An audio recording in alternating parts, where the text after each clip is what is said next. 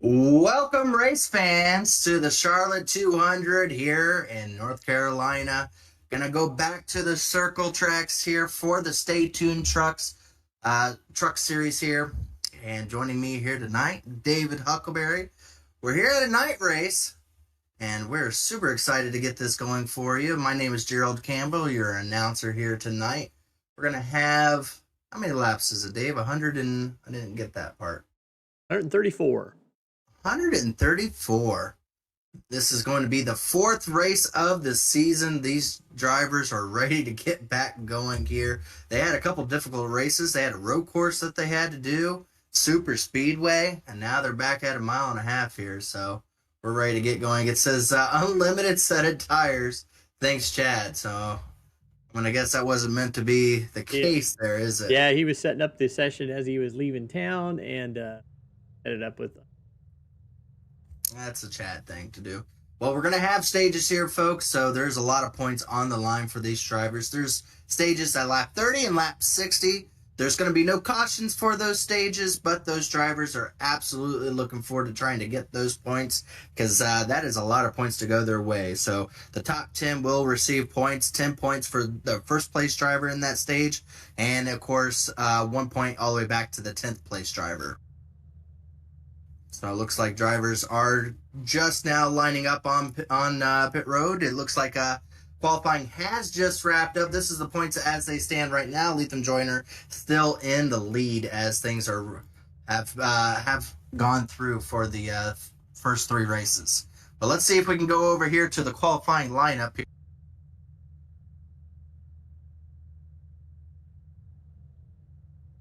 There we go.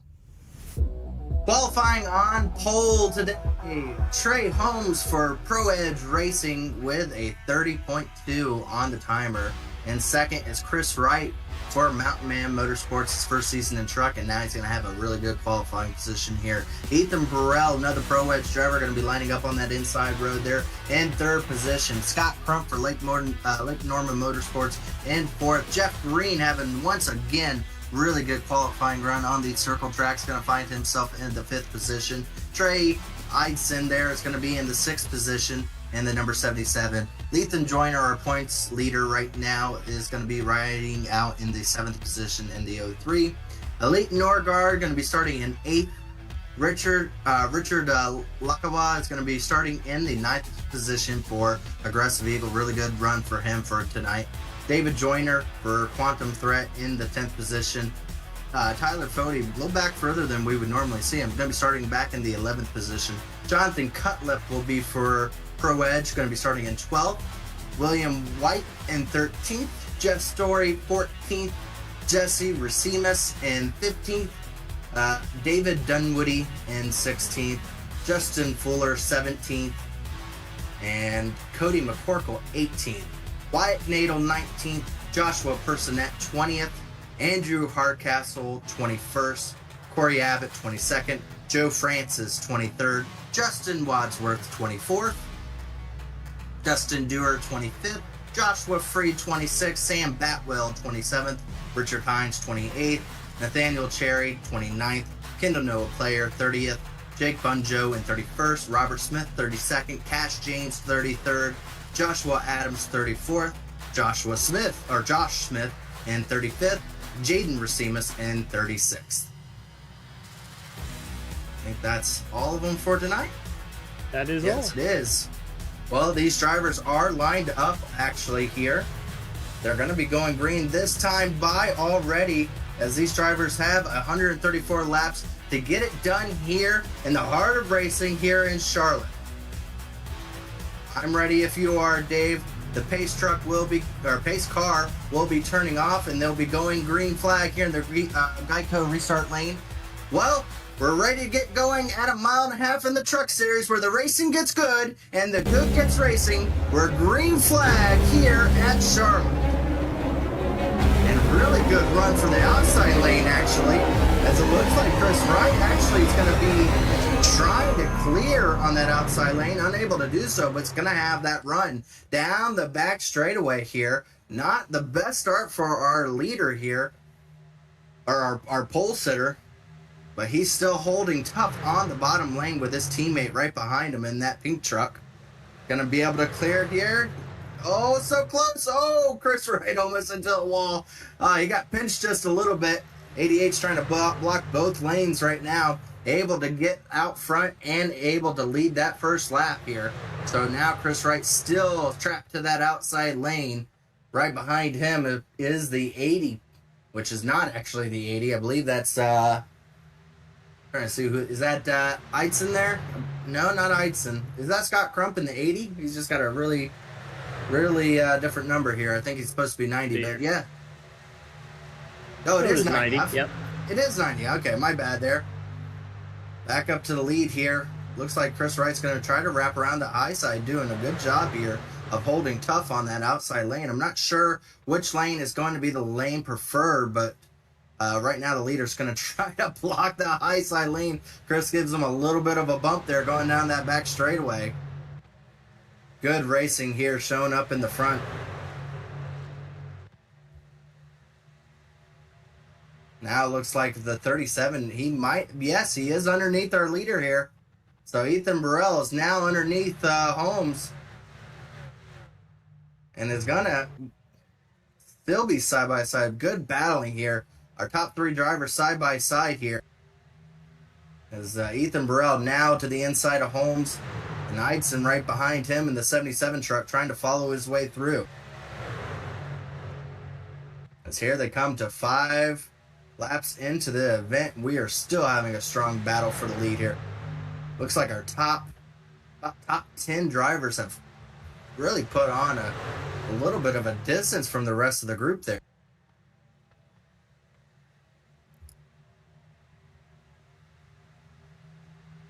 Now it looks like our top 3 drivers are trying to clear themselves.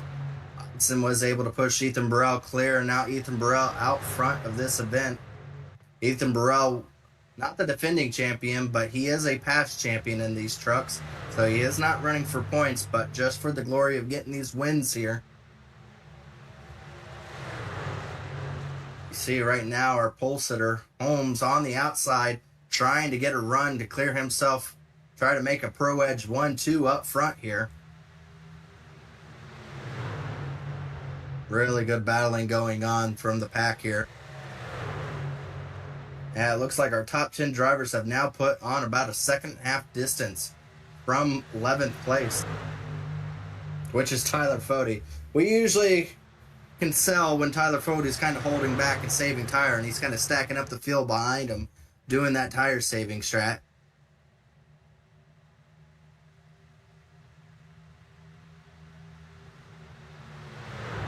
Looks like Justin Fuller had an issue. He's on pit road. 4 laps down, so Justin Fuller in that 55 already with issues out of the race.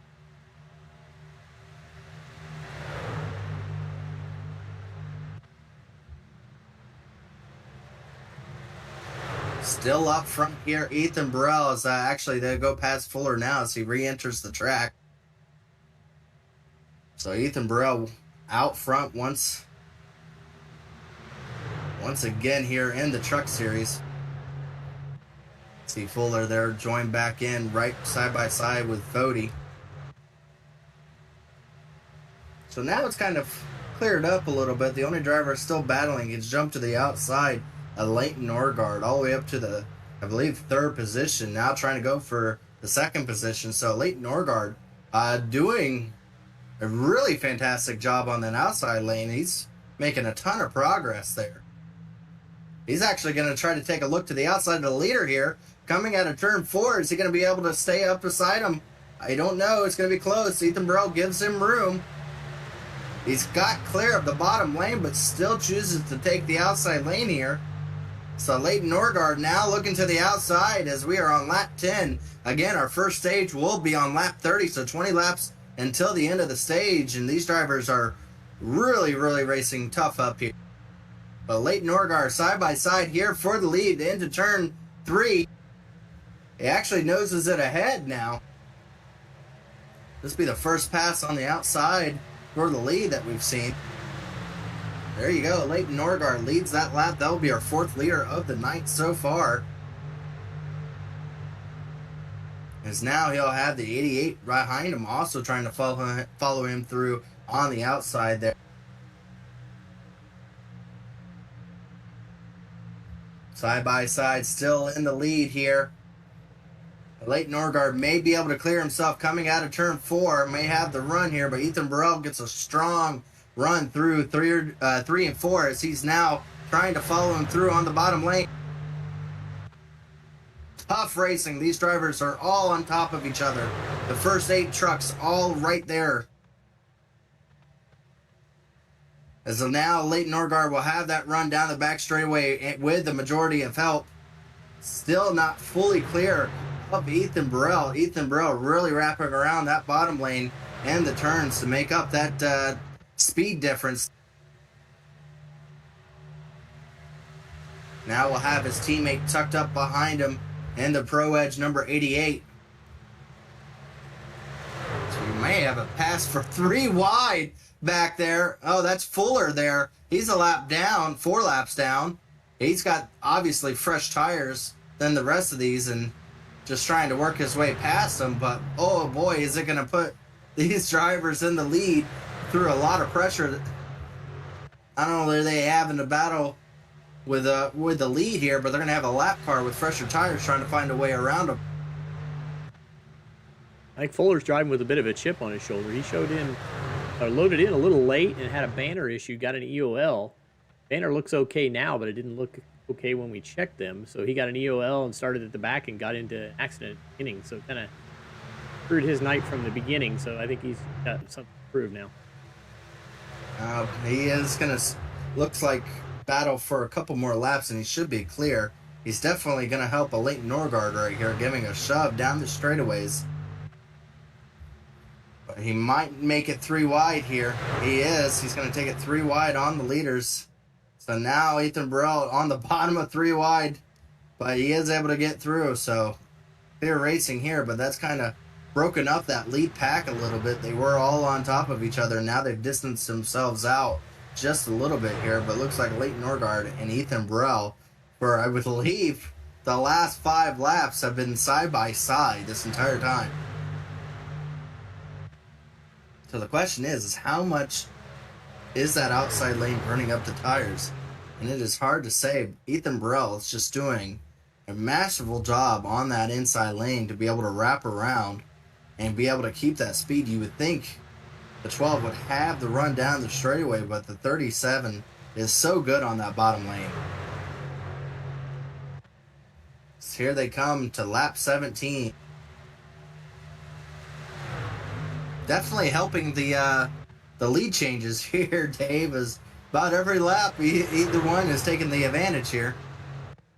Now Ethan Burrell finally able to wrap around 1 and 2 good and able to clear himself. Now ducks up in front of a Leighton Norgard. Now his teammate there of our pole sitter, Holmes, looking now to the inside of a Leighton Norgard. Pretty sure the inside lane is probably the best way to save the tires based off of how these drivers are able to are choosing to drift down into that bottom lane.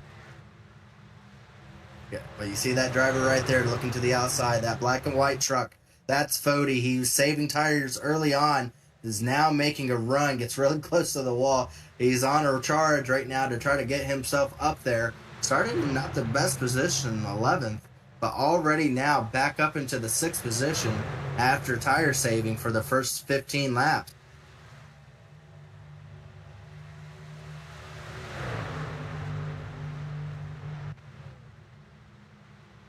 Still side by side for second.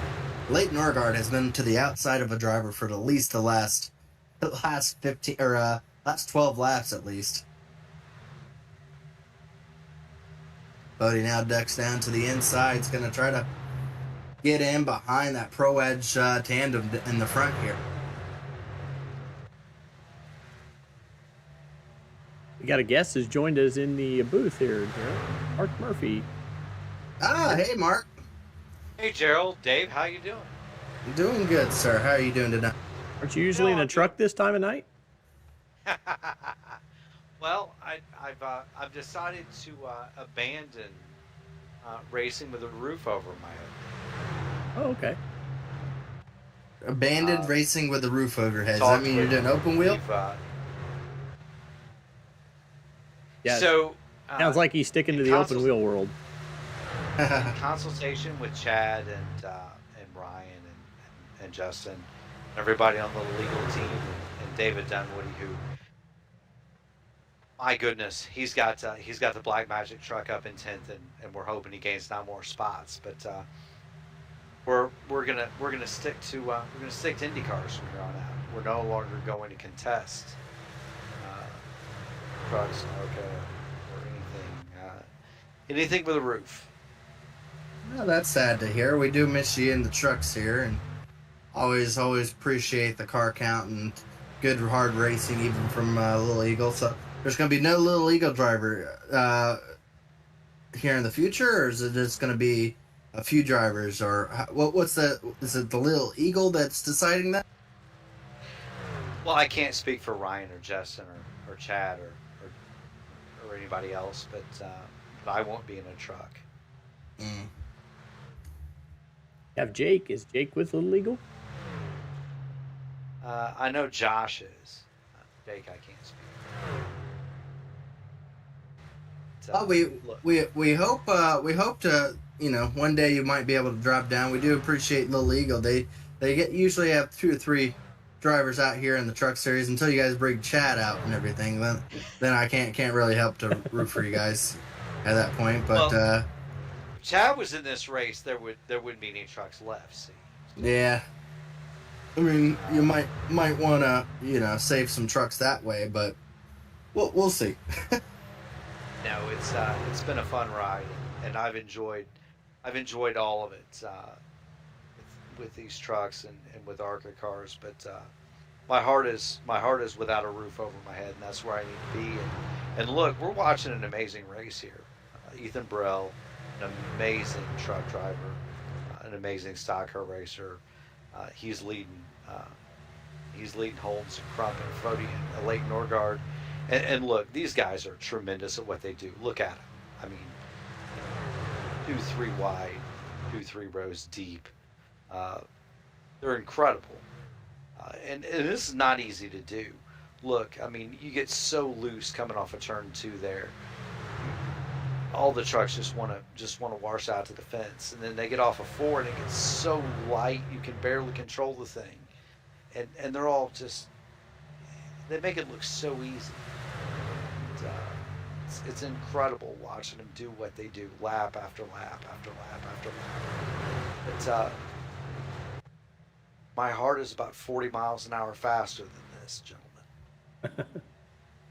These stock car trucks have a lot of weight to them, and that definitely becomes a tire disadvantage in a lot of these situations. I mean, you see a driver like Cody, that was his whole idea in the beginning of the race. He was just all about tire conservation, and now you see him starting to work his way up there versus a driver like a Leighton Norgard now that back to 5th, who was on that outside part of the racetrack, now kind of drifting back just a little bit and losing touch with the top 4 drivers that seem to have done a little bit better job running around that bottom and saving. So, yeah, as you say, there's a lot of difference between here, but caution is out, our first caution of the night. 3 laps before the end of the stage. I would have to believe Chad Rule is going to probably end the stage here. So this will be our end of our stage, I do believe. So looks like Ethan Burrell was able to win the first stage. There's usually not a caution around the stage end, but with how this one turned out, it just so happens to be a caution right around the end of this stage here for the first one. Go back and see what our first caution of the night was. And I don't have a car that was tagged on it. Try to see what we can.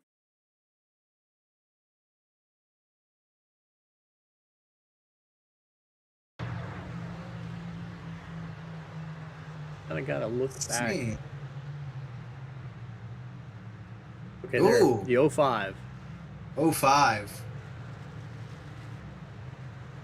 Yeah, that was Nathaniel Cherry. Running between Dustin Dewar and Jeff Green there. Both do good drivers there. We'll see here. Thought it was in turn 4. Maybe not. Oh, Jeff Green lost the nose there. Dove it in really hard there. Got into the back end of the 05. and the '05 into the outside wall hard. And I'm going to have to guess Jeff Green up ahead probably spun as well. Now that'll happen because you expect the '05 to come in off the top there, right? You expect him to be up against the wall and come in off the top. Jeff, he's down on the bottom. He's expecting the nose to come up just a little bit. He did not expect the '05 to be where he was, and there you go. You have contact. But, Yeah, Gerald, you would expect that.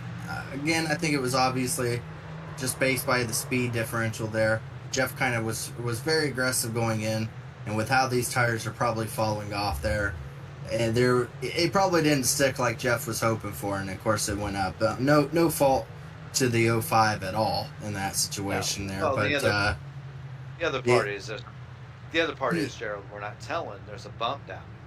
Yeah, that is true. Right around that bottom of turns, in that turn there's a little bit of a where I guess there's a tunnel there, I believe, in real life, and so iRacing has naturally formed a little bit of a bump there, and that probably upset the truck on Jeff Green's mobile. But unfortunate there, but luckily for us, that didn't take out a lot of drivers. That was unfortunate for Nathaniel Cherry, as he's gonna have a lot of damage to have to fix. He's still in pit road trying to get some of that. Tally will be issued to the 38 of Jeff Green here. But these drivers are already starting to stack back up, and I believe we're going to be going green next time around here. Well, maybe not. And look, this is an amazing race here tonight. Gerald, Dave, I appreciate the platform. I've got to get out of here. Yeah, absolutely. We appreciate you in your years of the trucks. We hope for good fortune for you, and we'll keep an eye on the Little Eagle trucks. Like I said, I'll root for all the other ones except for that 15. Well, he's going to take y'all Chad White for one thing, but look, it's an amazing opportunity I have to run in the Catalyst series, and that's going to take a lot of time and a lot of effort, and that's matching it with the best in the business, and if it means you got to give up a little bit, you got to give up a little bit, right? That's how it goes. Well, again, we thank you for jumping up here and everyone and talking to us. Again, if you ever need anything, come back and talk to us. And of course, if you ever feel like you need to have a roof back over your head, well, the Truck Series is always welcoming for you, and we enjoy having you out there. I tell you what, for Raceverse and Black Magic Designs, if I get in another truck, I'm going to be on the roof. There you go. You gentlemen have a good night. Hey, Mark. That was Mark Murphy there.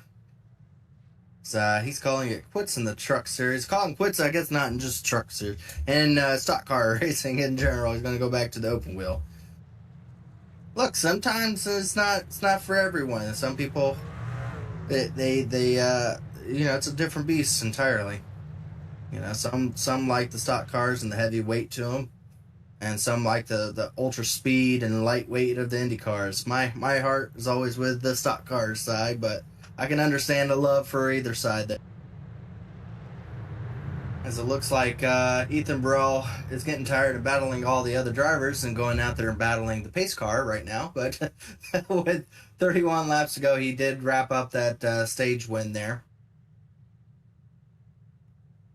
These trucks are going to be lined back up. Once again, they'll have another stage to try to gain some points here, and another 30 laps on lap 60, and that would be essentially the halfway point of the race.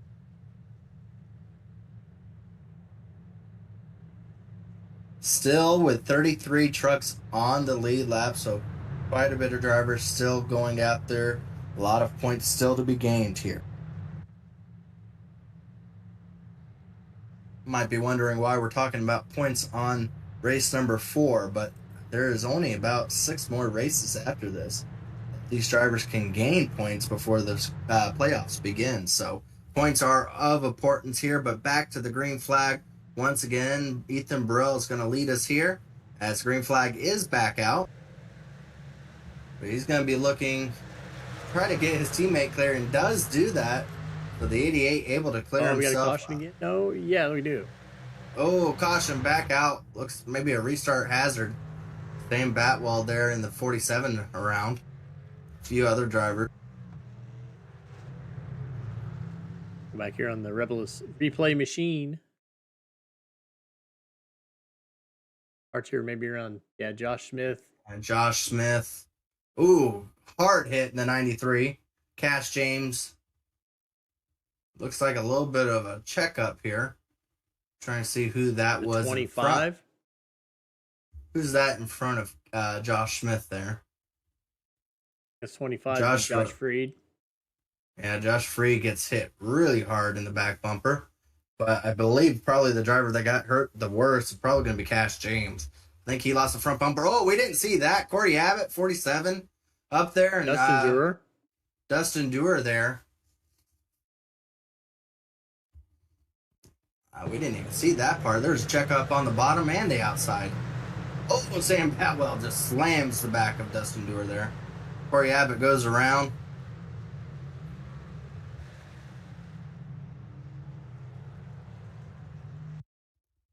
Zach Evans in the chat watching his drivers go through some trucks here. Sam Batwell got some heavy damage on both the front and the rear. Jaden Racimus got into the back of Batwell as well. Yeah. Go on board with further cars back here. Yeah, we'll go on board here with the Racimus here. So, I mean, you watch, his eyes were probably on the bottom, but there was nothing he could do in the front, too. Oh, boy. If he didn't get in contact there, I would have said he got really lucky, gained about 8 positions, but he's going to have some front-end damage in a mile and a half. That will hurt him. He's on pit road right now getting some damage fixed. Lots of trucks on pit road.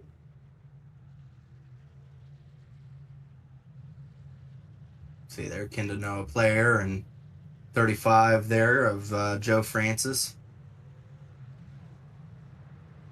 I don't think, it's going to just call it a racing incident because who do you blame? It's a little bit of everybody.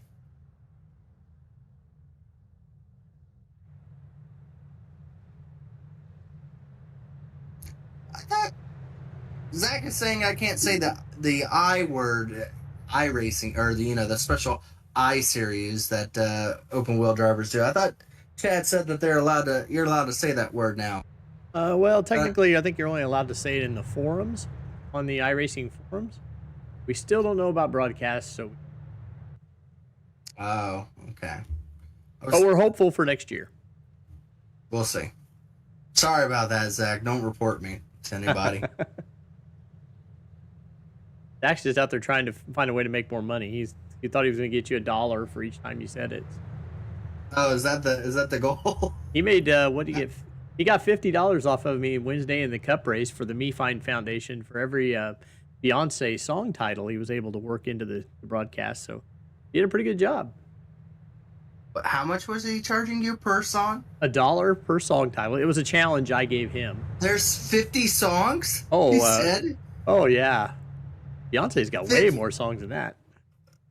But he worked them into conversation, worked them into situations, and did a great job with it. So, and I was a man of my word. Paid up on the donation to the Me Fine, which is for a great cause that Zach promotes every year. So it was fun. We had a good time with it. That's going to take you like a year of broadcasting to pay back. Yeah. The next 10 broadcasts, I'll be free. So. Next 10, we need to do a charity foundation underneath that just to get you back some money. Jeez. But you know how we are. We like to have fun.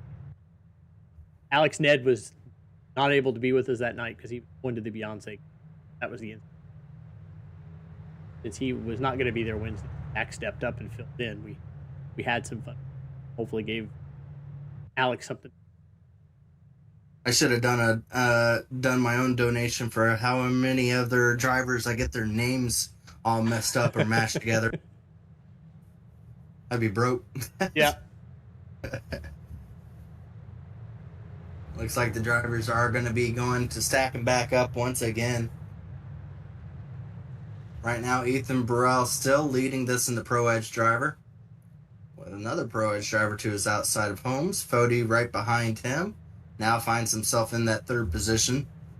We know that battle's going to be hard fought there. Another past champion in the truck series. And then another past champion, our previous champion, our defending champion in the 90 truck. So out of the top four, 3 drivers are not actually running for points as they are previous champions. Then, of course, we have Eitzen in the 77, Norgard in the 12, Joyner finds himself at 7th.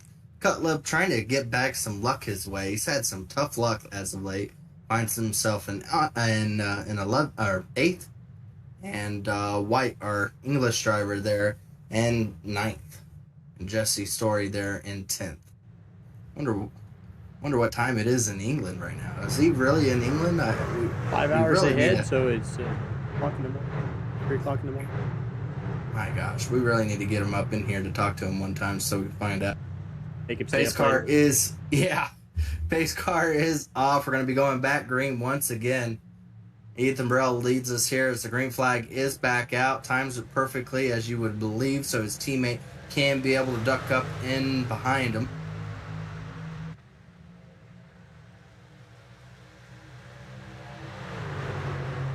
So top 3 drivers have cleared themselves. Scott Crump on that outside lane, going to try to find his way down. Maybe he just decides to stay to the high side there. You see Eitzen really give a shove. Wow, he gave a really hard shove to the 40 as they rocket pass Holmes there. Oh, wow. That 77 truck and 40 hooked up down that back straightaway. And now Holmes all the way back to 5th. His doors got blown right off there. So you see, oh, Story. Oh, no. This is not going to be good. Oh, into the wall, the 25. Oh, a couple cars around. Hard wreck. Well, I saw that one coming. Oh, boy, some really hard wrecks back there in the back of the field. I saw a truck just get nose planted into the outside wall. Story had an off track earlier and was trying to come back up on the track. Kind of came up in front of everybody. 25 of Freed there. Get hooked with the 05. 47 here you see the I think the 87. I think that was Richard Hines. Oh man, there was some hard contact. I gotta go back and see who just nosed it into the wall. Oh boy. Oh, there it goes. It was when the 47 came back down. I think he hit the 80 of Josh Smith. So a lot of those drivers that were involved in that caution on that one restart, almost all of them got just destroyed here.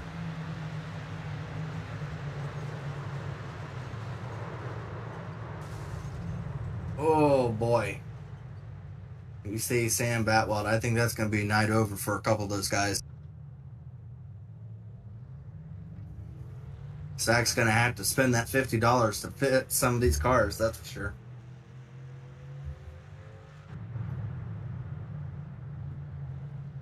So that might be night over for a couple of them. So I believe it was Jeff Green get a little bit of nose damage from that too.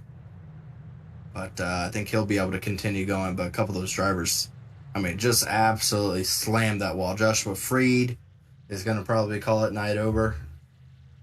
I think Josh Smith absolutely probably didn't even get going after that wreck. Let's pay some bills while we're under caution. Yeah, let's go ahead and do that before we get to the end of this stage here and racing gets back going.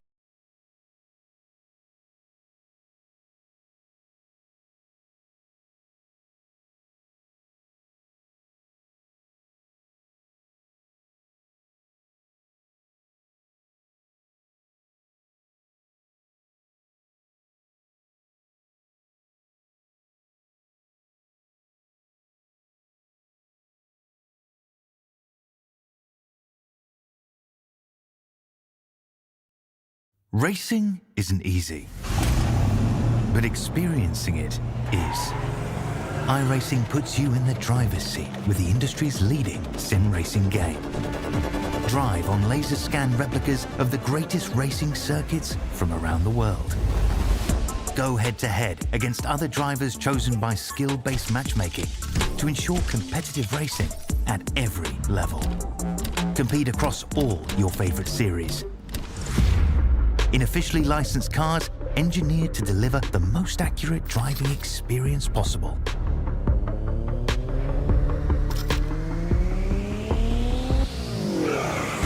Join a race or host your own with players from across the globe. Race against the computer or in a league with friends. Feel the thrill behind the wheel. Visit iRacing.com.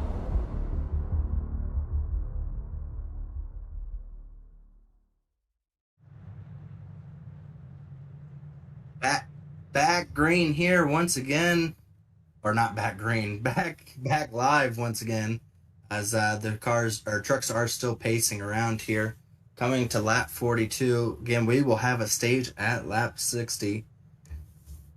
Not any cautions, I believe. These drivers have. Is it still unlimited, or are they telling them that they have to use so many? I didn't hear what race control. Again, Chad kind of. Or race director, or however you would put it, race owner, who set up the lobby, didn't actually put down the amount of tires they were allowed to use. But you would is know it better unlimited? than me. Would they have a way of checking it? Other than visually looking at each driver going down pit road, it's kind of hard. I believe you can, but Yeah, I don't would have say, that way. If it's unlimited and they have no way of testing it, I would say they probably. That's probably the truth then. These drivers are stacking back up once again here to go green. So far, it's been really good racing. As it looks like the inside lane is the preferred, but you can run the outside lane fairly well for a few laps. But based off how the 12 truck, after a while of running the outside lane, his tires did start to go down and he started losing some pace in them. So I would have to believe the bottom lane is the way to go for the initial run. And then if you need to jump to the outside, it looks like you can be able to make the passes. So there is multi-groove racing in this mile and a half, which is good for all of us to be able to watch. But definitely looks like to be the preferred bottom if you want to save some tires. This would be the first time Ethan Burrell's not going to have his teammate lined up behind him to kind of play defense for him. He's going to now finally have Fody after his charge from the back, trying to work his way back up. Now finds him in second. Definitely has a chance to be able to go after the lead here. We've had 4 different leaders so far tonight. Fody has not been one just as of yet. As the pace car is down onto pit road, we will be going back green on lap 43. Green flag is back out in the racetrack, and now Ethan Burrell gets a really good start on that inside lane. And it looks like Hudson might be able to clear himself, and does do so for second place. So now Fody is going to be tucked up behind that 77. Hudson having the best race of the season so far for himself. Wow, Fody got right up against that wall there. That's a lot of trust that you know this track when you can get that close and not even flinch. As you see the 77 now trying to get that outside lane. Wow, just barely tucked in behind Ethan Burrell. Right on the back bumper, pushing him down the front straightaway. As now they go into turns 1 and 2. Looks to the outside. Is he going to try to duck up underneath him? Is he going to have the run? He's definitely looking to try. Oh, as we have a big wreck in the back. 4 or 5 trucks around. The 12, oh no, the 12 of a Leighton Norgard who was running in the top 10, led for a little bit, went around as well with the Kendall Noah player as well. And we've just had a slew of cautions out of nowhere here. Oh, just got really tight there. I don't think any way that the 85 knew that they were 3 wide. And his comm, he is probably getting only 2 wide, but looks like a 3 wide situation just gone wrong as the Leighton Norgard goes around. The 3 of a Leighton Norgard, our points leader, gets some contact with that as well. Stay clean, Chris. Chris is just going to have a little bit of a bump to the 12. Oh, as the 3 comes back up and slams again into the 43. So that was William White, our English driver there, as he's going to have some more contact there with the 12. I don't really see any hard contact. I know Kendall Noah Player comes through here. Might want to go back to Kendall Noah Player. I think he comes around and gets into the 12 just a little bit.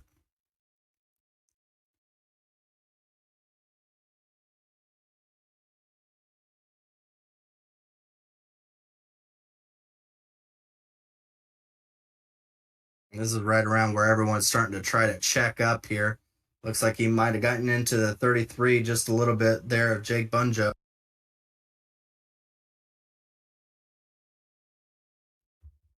There you see Racimus there.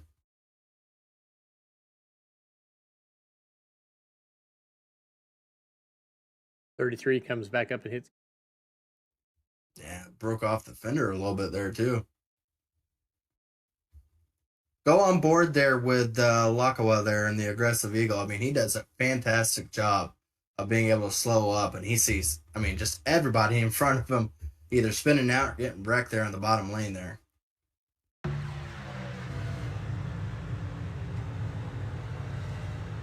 can see the checkups and everyone hitting. Does a fantastic job of slowing up. Oh boy. He had a good view of everything. He had a good view of all of that. If he didn't check up enough, he would have absolutely been involved in that.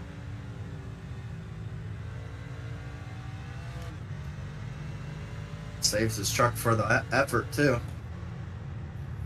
So unfortunate for a few of those drivers, like a Leighton Norgard there. He's going to be in the back. I mean, he had worked his way up to the lead at one point in time. Now finds himself back in the 25th position with some damage. A lot of drivers are going to have damages from little contacts here and there, but I'm quite surprised. We've had a fairly clean effort in the truck series for the majority of the races we've had this season, but just these stack ups and everything are really causing some issues for these drivers as they are running right on top of each other.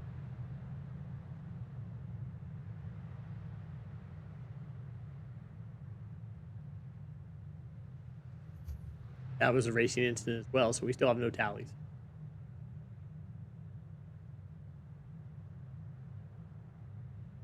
We go through the field here. Robert Smith back there in 11th. Justin Wadsworth back there in 12th. Dustin Durer, we saw some contact. He's doing good to get all the way back up into the 13th position. William White, he's got some damage. I'm surprised he didn't come down to here to get some damage fixed there. Andrew Hardcastle in 15th. This is about where you get to the point where you see some drivers with some damage. That beautiful gold truck there. Jess Story, another driver that we've seen a little bit of contacts here and there. Cash James, he got the bumper put back on and still looks like a good truck. Hey, Joe Francis got a number. Yeah, there's your number there.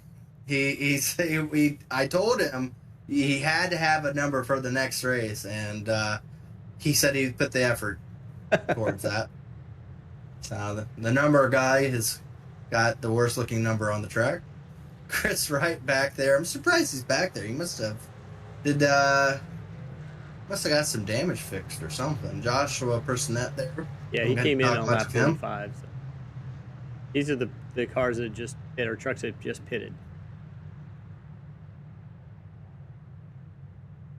Jaden Racimus there. Corey Abbott.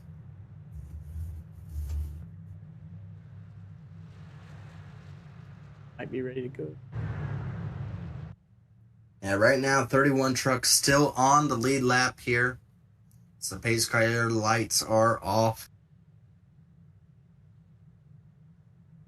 Well, the stage end is at lap 60, so they'll have about 12 laps to get this wrapped up.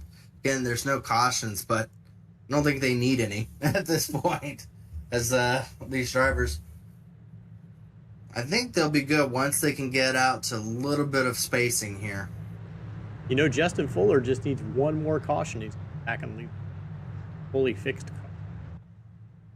Now that's surprising. He was 6 laps down at one point. He got one back the hard way to get him back onto 5, and then all these cautions have gotten him right to that point. Well, the pace car is down, And the green flag will be out here for Ethan Burrell once again on that inside lane. But now we'll have Fody tucked up behind him. Is Fody going to be able to do like the 77 and keep up on that inside lane? No, not able to. Eitzen able to get down onto that bottom lane. You saw how aggressive Eitzen was trying to get this lead over Ethan Burrell, trying to take it away. Ethan Burrell plays defense, drops down to the bottom lane. Here comes the 77 onto the outside, side by side with Ethan Burrell. So here they come to complete lap, or to come to lap 50 here. At the line, did we get a new leader this time? Yes, we did by 8 thousandths of a second. We have our 5th different leader there as Eitzen able to get the lead over Ethan Burrell, but is he going to have the run down the back straightaway? Has set up really good. Ethan Burrell trying to get a little bit of side draft going. Still side by side as they go into turns 3 and 4. He's going to try to pinch him off just a little bit. He's going to have to. Ethan Burrell able to get that side draft going and stay. And that's what he did to the 12 of Leighton Norgard. Kind of burned up his stuff as he was saving on the bottom end. Eitzen's going to have to try to make quick work of this or he's going to use his stuff up.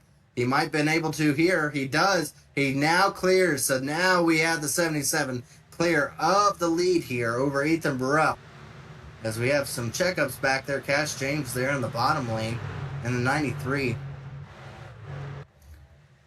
Up front here, it looks like our first 10 drivers are clear. As here they come to 8 laps to go. Again, behind Eitzen, the next 3 drivers are not really racing for points. So the question to him is how hard is he going to push it when he knows those guys aren't really caring about anything other than the win. To look in your rearview mirror and see 3 past champions in the truck series is probably pretty intimidating if he knows that they are. So you see the 40 truck really onto the back bumper of Ethan Burrell. Ethan just trying to make sure he doesn't lose that bottom lane. I don't think Ethan cares if he loses the entry as long as he doesn't have someone to the inside of him.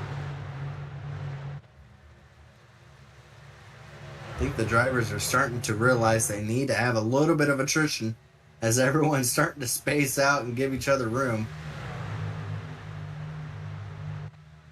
Ethan Burrell trying to see if he can tuck up underneath the 77. Ooh, Fody got really close to the back bumper there. Now going to try to get underneath Ethan Burrell and does do so. What Ethan didn't want to have happen was to have Fody get a run underneath of him, and there he is coming through turns 3 and 4.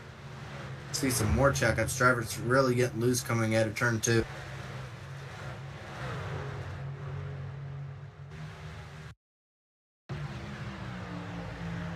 Contact with the 18 and the 43 there. Uh-oh. Joshua Personette into the back bumper.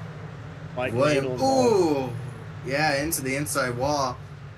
No out of caution. the racing groove, so no caution for him. Unfortunate for the 43, as he's going to have a lot of damage and going to be struggling.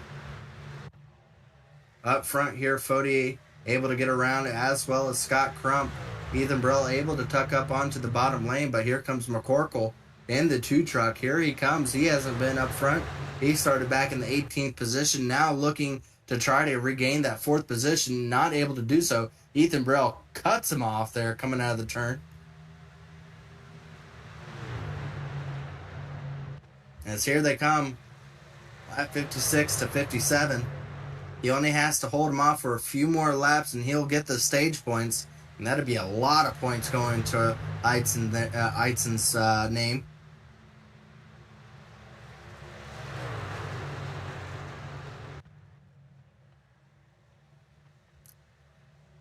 Really like how that 77 seems to go around those turns. He has a wide entry.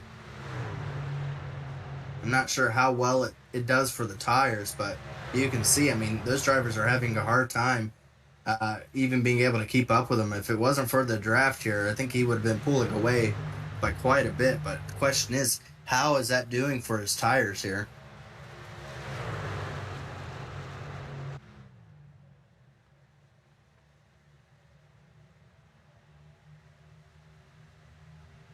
We got Wyatt Canado maybe with an issue. Some more contact further in the back here. There's into the outside wall, into the 33. Now that I'm surprised it wasn't a caution. Wyatt Canado around, able to keep going, but hard contact with the 33 of Jake Bunja there as well. I think iRacing's tired of the caution, so it's kept going here. But that's going to put him in a tough spot because those leaders are not too far behind him. I believe the leaders are only about maybe 5 seconds back from Wyatt Canado there. So here they come. This is the final lap of the stage. Still out front, Eidson over Fody.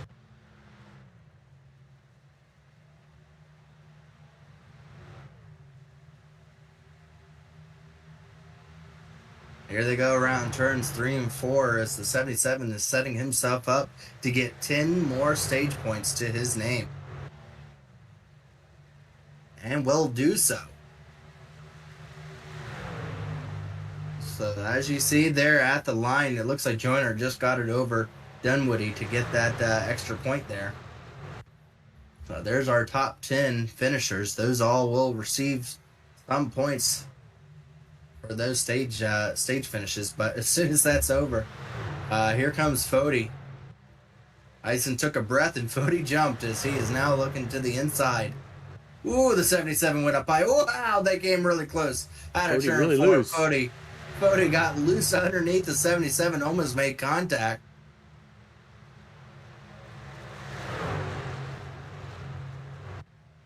I just realized that Fody and Crawford's like twinsies on there. Well, they're on the same team. Yeah. Eidson into the back bumper. Fody pushed him down the straightaway as here comes Ethan Burrell to the inside underneath Scott Crump. Eidson trying to get back into the inside lane of Fody there as Ethan Burrell trying to work his way back up there to the lead, as now we are on our 6th different leader of the night.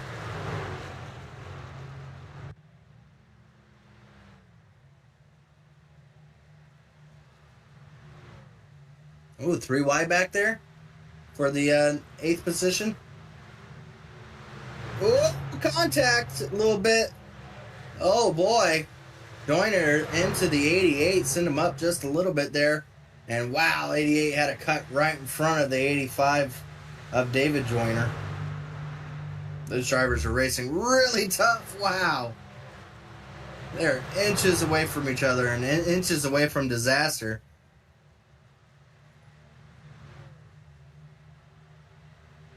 As Latham Joyner trying to work his way back up to the front. Involved in a couple little skirmishes, but trying now to look to the outside of that 88. His number is 88, but on the scoreboard it will be 14 as he's inside, outside. Now to the outside, way up high, trying to get a run. Is he going to be able to get his nose stuck into there? He will. He'll have that speed and the draft on the outside lane, and he will not clear himself just yet. Does now in turns 3 and 4. So that'll put that 3 truck into the 8th position right behind Jesse Racines there.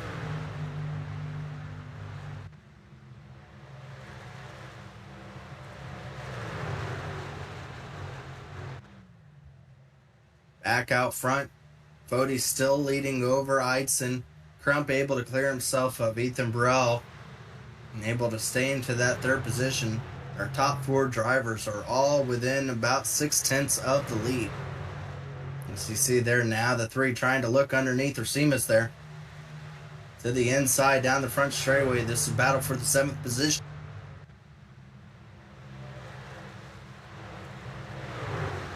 Once again, clears himself. So strong run, strong ability to be able to pass is that 3. You see Chris Wright trying to work his way from the back as well. Made a pit stop earlier on. Found himself deep in the field now, trying to get past Justin Wadsworth there. That'd be for a battle for 10th position.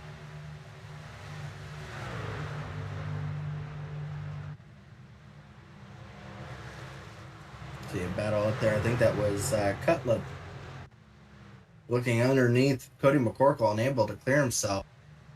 As I stated, Cutlip having a pretty rough start of the season, but now finds himself in the 5th position.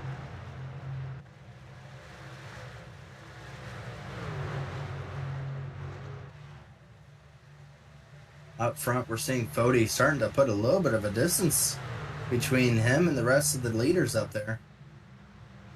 77 doing all he can to keep into the draft there.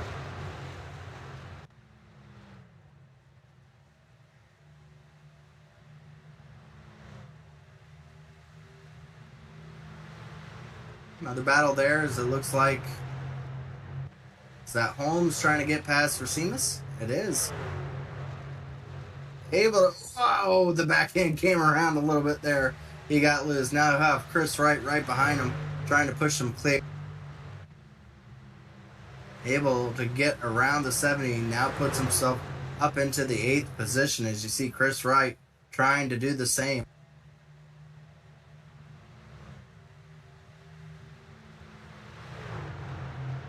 Top 4 drivers still within 0.6 of the lead. You see that gap, it's starting to space out a little bit between Fody and Eitzen there.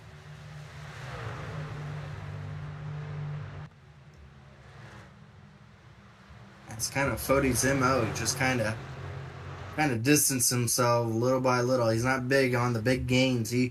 Before you know it, that 0.2 and 0.3 of a gap starts going to half a second to a second.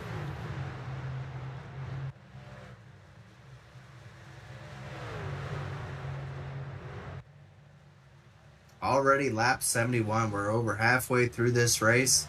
Fody's starting to put on a little bit of a gap on the leaders here.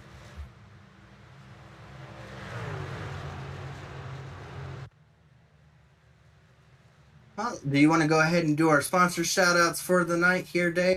I can do that. Let me pull those up. All right. We've already seen the ad from TA Service. But our series sponsor for this season is Stay Tuned Sports Podcast. Stay Tuned Sports was started in 2016 by 2 friends, even though hating each other's teams, with the purpose of producing a sports show like no other. They wanted to create a show that would cover all major sports with a little bit of comedy mixed in. Stay Tuned Sports releases weekly episodes covering NFL, NHL, Major League Baseball, and even college football. So if you're looking for some hot takes mixed in with some good ball busting, then this is the show for you. Stay Tuned Sports, your home for sports knowledge. Our premier sponsors, TA Services, for over 36 years.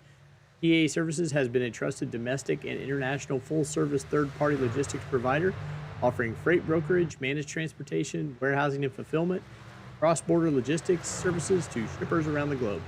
TA Services moves what matters to you. TA Services make ship happen for you. Blue Egg Marketing. Blue Egg is the marketing department for small businesses.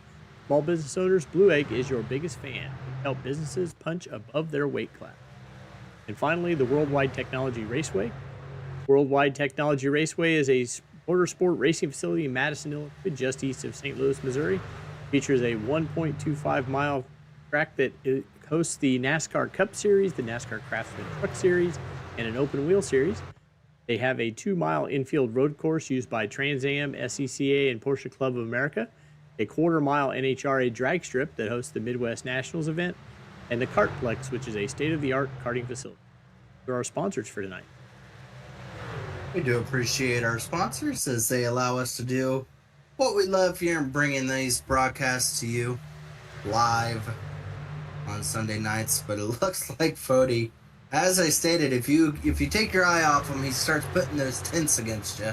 As he has a new driver in second place, Scott Crump, able to get around Eitzen. I think Eitzen's starting to lose a little bit of tired life there when he was battling up there. He had a different line, which was very, very fast, but looks like the tired life does not follow it, as he'll now be hounded by the 37. And here comes Cutlip as well, who's been speeding up to the back of this group here. Now we'll have to keep an eye on and see if Scott Crump is able to have the same speed as Fody, his teammate in front of him. That's for Lake Norman Motorsports up there. So in the beginning it was Pro Edge, but now we have Lake Norman now up to the front of this event.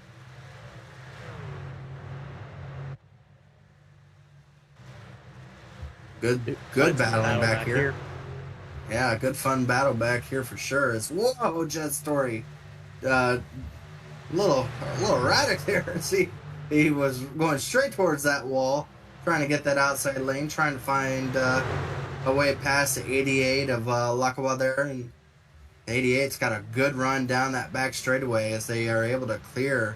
I think that's Dustin Dewar on the inside as they get in behind Joshua Person. That looks like almost like drafting there. Bump drafting is almost 3 wide here. Jet Story definitely trying to put his nose into there. Oh boy, that almost ended up turning the 88 around as they are still side by side. There's a lot of aggressive Eagle drivers right in that little pack, and I don't like it. They're aggressive.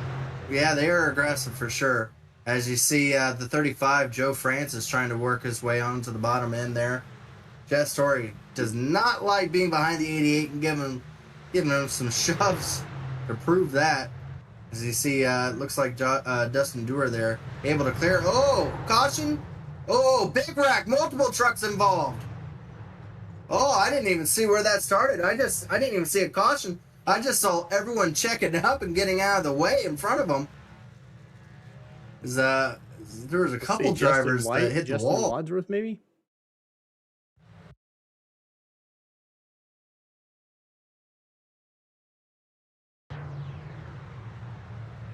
Oh, it's up ahead of him. Oh, that was in our top 10 there. Cody McCorkle loses the back bumper. The 12 into the wall there. Some other drivers, wow. Dustin Dewar barely got through that. Cody McCorkle, I mean, those were drivers right in our top 10 there. See, Joyner are points that are getting to the back of him, sends him up the racetrack. And then the 12 hadn't. Start with Latham Joyner here and back it up. I'm not sure. Yeah, we have to see what happened. Oh, Ethan Burrell even. That was almost in the top 5. Ethan Burrell started coming down, and Joyner did not want to give that position. Sideways goes Ethan Burrell. Well, that happened right up there in the front. Then Trey Holmes gets into the back of Latham Joyner, turns him. Chris Wright there. Is he going to be able to get by? Like he's going to Chris get Wright's okay. Chris Wright's going to come out golden in front of all this as he's able to get around all that carnage. Cody McCorkle and the 2 going to get collected here. Yeah. I mean, and then you see that big pack up ahead. We were wondering what was going on as everyone was checking up there. 19 is going to get a little contact on both Corkle and that was Joyner. That was right in the groove. And then here comes everyone else as they're all trying to find a way to check up. Getting hit there. You see Joe Francis, the 12, getting spun out there. Jeff Green and Lakawa there getting hard hits. Lathan Norgard sideways. Corey Abbott into the outside wall. Cass Mike James Nadel into the outside wall. the barrels at the end. And Jeff Green spins out there. Joe Francis having to go down pit road. Oh, Kendall Noah player coming through there sideways as he gets hit. My goodness, that was just that was probably the longest timed wreck I've seen in a while. That took forever. That took forever to continue going there. We're on board here with Justin Fuller, who had plenty of lead time to see it coming. See, what's so difficult about this 1.5 mile track is that inside wall there. You can't just like duck down because you're going to hit the wall if you do. So you have to wait to get past it until you get through that inside wall that this track has due to the road course that's now there. He's going to make up a lot of positions from that. Everyone's come down pit road to get some tires. Everybody but Robert Smith stayed out. He's got to come down pit road. He's probably just leading a lap, maybe. If not, I mean, they're He missed the pit lane. over 1.5 seconds slower. than what they were. So, I mean, he's going to be way off the pace if not.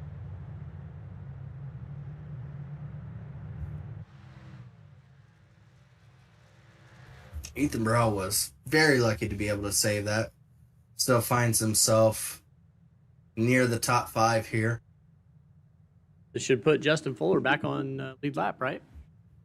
Let me see. Yeah, he's back on the lead lap, actually. Yeah, he's back in the lead lap.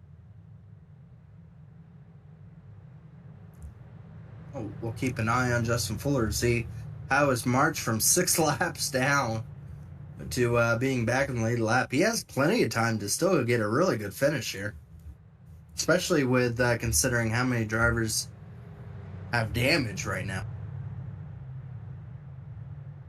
There we go. I thought, yeah, Smith was probably out there just trying to get a lap led here.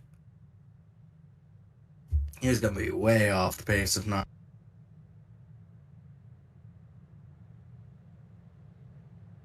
So that involved drivers from the top 5 on back as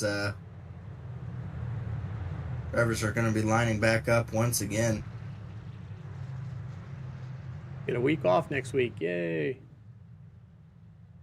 That is true. Yeah, our next race is going to be on the 27th. That'll be Iowa, short track there. Then we go to everyone's favorite Darlington. And that one will have a week off between as well. So we got little spaces here in between.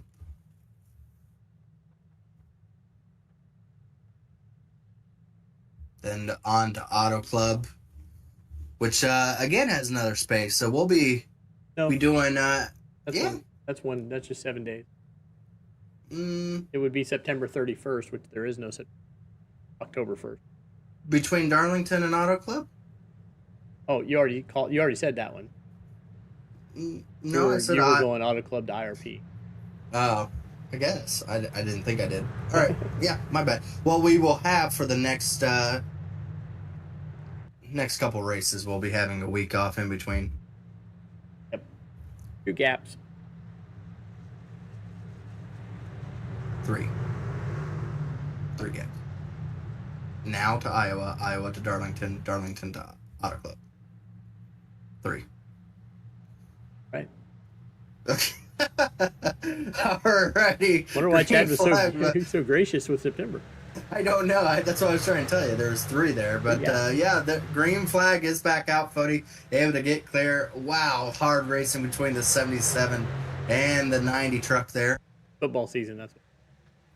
It is. Well, not yet. Maybe by then. By then, it'll be football Sunday. Maybe it's depending on when the Eagles are playing.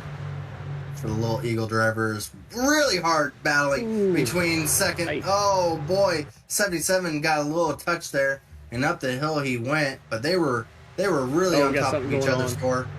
Caution is out. As I saw a driver coming out of turn 4, spinning around. I think made a contact with a couple other drivers. Back here in the general area and see if we need to check to see if there's a full moon out or something. Oh, you see, there we go. The 12, 19 around. Oh wow, Lakawa's done a really good job there. Once again, to be able to avoid that. Wow. The 43 and that English driver, so we're going to be questioning what time he stays up to again. As he is involved the Joyner kind of got out of shape in front of Wadsworth. That made Wadsworth check up. Beauregard got into the back of him. The 43 did the 40. Oh, I think the 43 got slammed.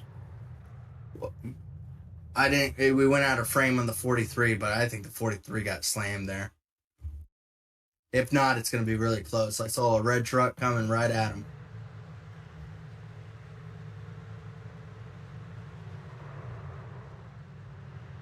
William White around, and did he get slammed here? Oh, yep. Yeah, absolutely. And then here comes the 97 into the frame there. Yeah, 33 of Bunjo there. I think both him and White's night are going to be done here. He's got nothing on there. You see the tires pointing in different directions.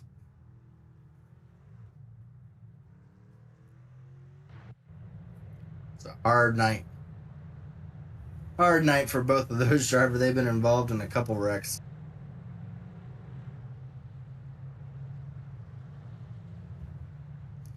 Lockwood did an amazing job there in the 88 to be able to avoid that.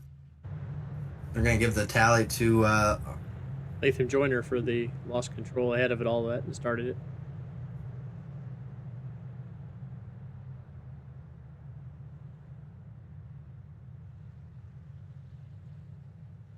This has been a lot more contacts than I would have expected at this track here, but these drivers are really pushing it.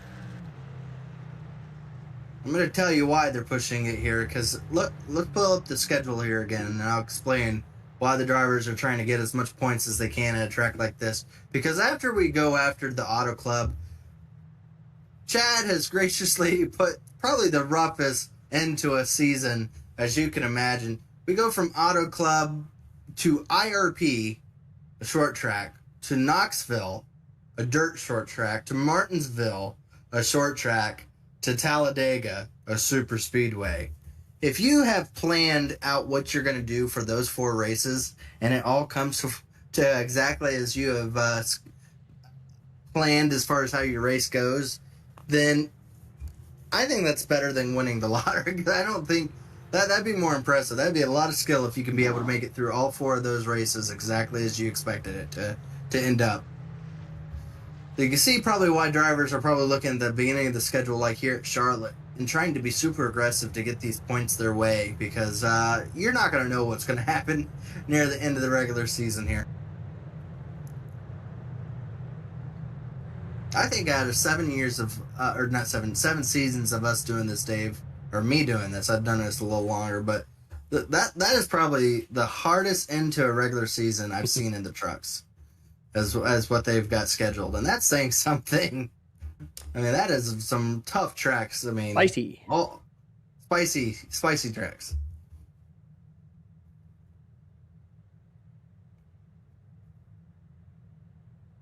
Well, this is going to set up about a 44 lap run to the end here, so the drivers are good on gas. So it's just going to be a matter of. I still don't know. Dave and I still don't know, since Chad had messed up on the tire setting, if there's a tire limit or not. What I'm hearing is there's no limit, no way of checking. You can pit as many times as you want them. Unlimited tires. Okay. That's going to make things a little interesting. Yeah, every caution we have toward the end, everybody's going to take tires. I mean, Unless they you want didn't the take track tires position. there. Yeah. I mean, you see what's happening in the back of the field, and you probably don't want to be part of that if you can help it. I mean, really, I would believe probably only our top 5 drivers have not actually been involved. Well, no, Ethan Burrell technically was involved. So 3 drivers have not actually been involved at some point in night in a record. So, I mean, that's pretty tough to say. Joe Francis is going to be on new tires they're about 6 laps newer than everybody. Which would be a benefit to him if it goes green here all the way to the end, and for him not to be involved in another wreck. So we'll have to keep our eye on. Let me see, where is he at? Justin Fuller, who's now up into the 24th position, because now he's got that lucky dog, and he's now back into the mix of things. See how he's able to get his way back up there. So the pace car is off up at the lead here, waiting on Fody. Now going to be timing things with his teammate. But here comes the 11, new player into the picture here at the front. Cutlip able to get into the inside, and he's going to have a very hefty shove. We've seen multiple times tonight as Eidson is going to be behind the 11. Whoa! Cutlip jumped up to the outside lane right in front of Crump, and Crump has been right onto the back bumper. But here comes Eitzen in the 77, now to the inside for that second position. As here they come. Bodie doesn't know which lane to block. Both are getting a run on him. He is just cutting it by inches here. See Sam Batwell going around in the back there, able to keep it going here. Cutlip's going to have the run on the outside lane. See if he's going to be able to try to hook that outside lane to get side by side with Fody. Almost there. Oh, that was a touch there. He was there for a second, and Fody tried to block off that maneuver. Now he is there to the outside. The 11's going to have the run on the outside lane here on Fody. We'll see if he can keep that run. Is able to do so. Now side by side down the back straightaway. Are we going to have our 7th different leader? Well, we had 7. The 8th different leader of the night. As here comes Cutlip. And here they come to the line. At the line it was... Yes, it was Cutlip by 1/100th of a second for our 8th different leader of the night. Oh, so side by side. Cutlip desperately wants to try to get down in front of Fody. And Fody's desperately trying to keep him to the outside lane. We've seen the outside lane be very, very strong at points, but definitely harder on the tires, so you want to get down before your tires run out of life. So he's still battling side by side for the lead here. Here they come down the back straightaway. These two are pushing it pretty strongly here. And I see Scott Crump starting to back up just a little bit, probably in tire conservation mode right now. As Fody drifts off the bottom, missed the bottom completely, and that allowed Cutlip to be able to take the lead here in the mellow yellow. He's had a rough season, but really making it tonight. Wow, look at him. He actually got a few truck lengths distance there on Fody. As now Eidsen's going to try to see if he can be able to work around Fody.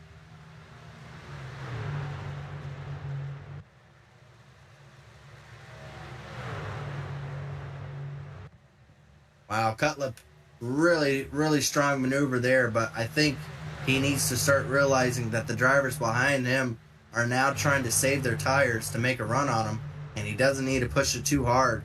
Fastest car on the track, last 2 laps. Justin Fuller with his brand new tires up to 13th position from 6 laps down. Justin Fuller is now trying to get up into the top 10. The couple cars in front of him is Lethem Joyner and Personette.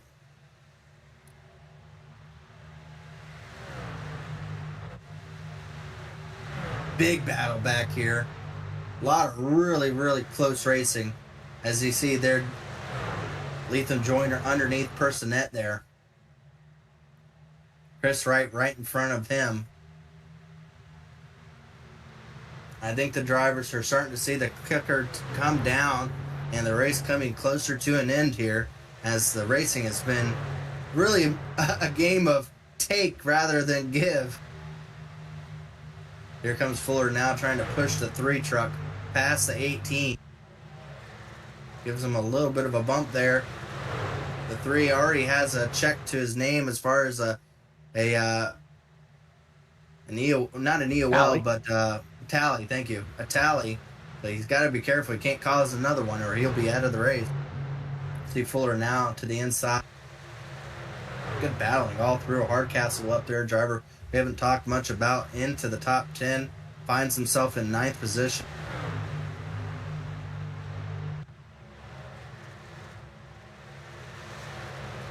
.55 already to the back bumper of the 18. Almost gave him a little shove there in the middle of the turn. Oh, I saw a driver around in the back. Was that what I saw? No, he looks like he saved it. I saw a black truck. It looked like he was going to the inside wall there, able to save it. You can feel the intensity starting to tighten up around here as drivers are really not giving each other any room here. You see the 70 underneath Hardcastle. Chris Wright trying to look around, away around both of these drivers. Right in front of them is Holmes, our pole setter.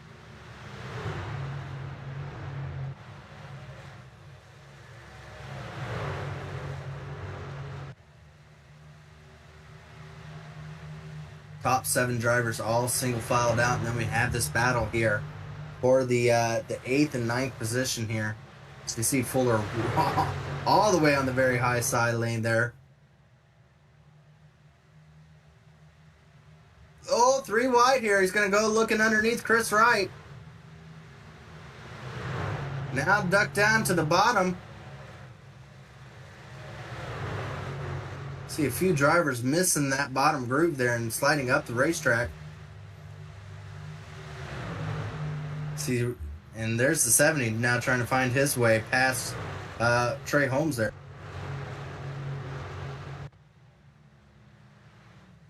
Hardcastle still stuck to that outside lane. Able to clear himself. Oh, Chris Wright. Did he get shoved into the wall? It looked like it. Pretty close. Pretty close. As Fuller is able to clear himself of the 42 one way or another. Now trying to do a diamond maneuver on the 22. Back to the inside. We'll have a run this time.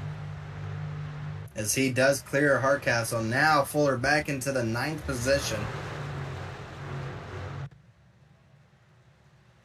I think he took that EOL at the beginning of the race personal. As here comes Chris Wright now with a run underneath Fuller there. And he's going to have help. He will now clear back up in front of Fuller.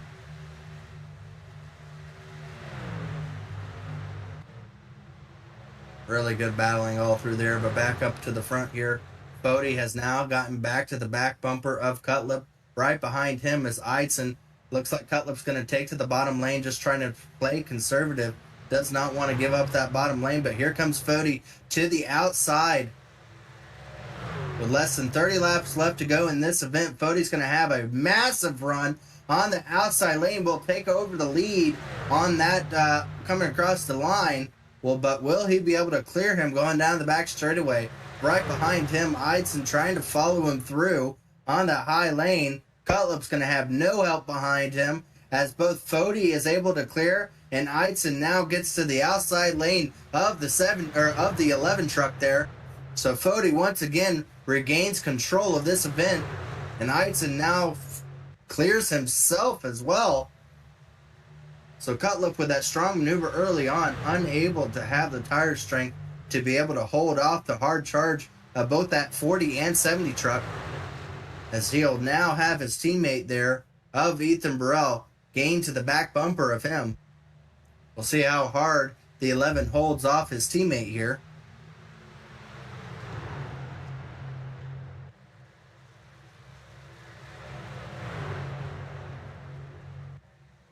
Eidson trying desperately not to lose touch with Fody.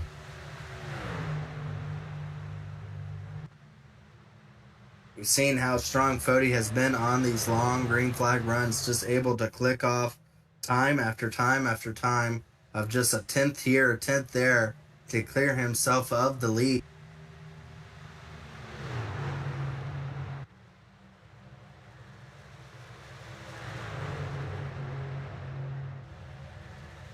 Looks like Cutlip is not willing to give the position over to his teammate of Ethan Bro, who's tucked up right behind his back bumper.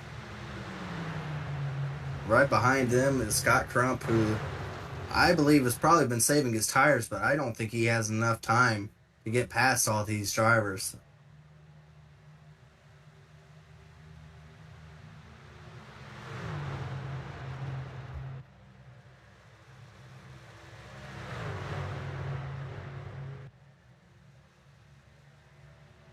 Right now, our top 6 drivers in this main pack, all the way back to Joyner there.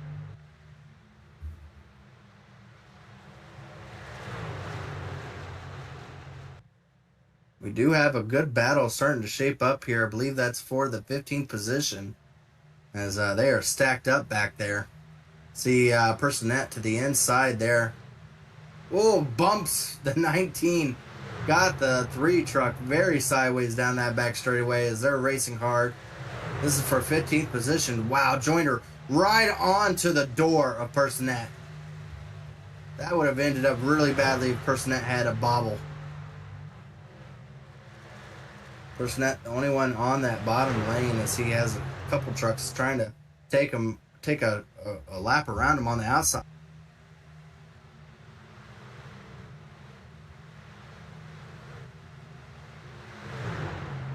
Now Lethan Joyner able to contact. Personette threw it in there. A little bit of contact there. I was just about to say around. Contact around Personette into the outside wall. Caution out. As we were watching that was shaping up to be something bad and unfortunate for Personette. He looks like he tried clearing himself maybe, or exactly what happened there. We'll see here with the replay. Between the 18 and the 19, we saw the 18 get low contact with Joyner there. And then he got that white line, and then it just slipped up the racetrack on him. I don't know if he was trying to clear himself or if he lost the nose, but into the outside wall in front of Justin Wadsworth there. Luckily, no one else involved, luckily. Probably the smallest wreck of the night we've had. But that did cause a caution, and that has shaped it up to being a sprint run here at the end of this event, which is not what Fody wanted up front. He was starting to click away those times to get himself distance away. He wanted this to be a long run race. A couple of those drivers seem to have his number on the short run, but we're going to see. I believe all the drivers are going to be coming down pit road this time by. And we're going to see how this all shapes up. Because we'll have about a 20 lap into this race. A little neck code between the two. I think they were going to make contact regardless. And then I don't know if that upset the truck. It could have easily upset that truck. Just very lucky he didn't go back down the racetrack there.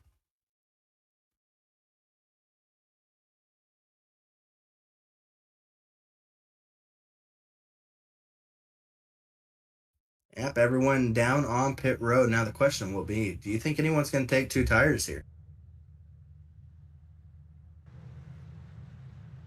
I think so. Cutlip's out. I think first. so. Cutlip's out. Absolutely. I think Cutlip took 2 tires there. He absolutely took 2 tires there. He's going to be the only one taking 2 tires, but he took 2 tires. Oh, and he immediately regrets it. So he gets over on the radio. He immediately regrets taking the 2 tires. Putting the tally on the 18 for the caution.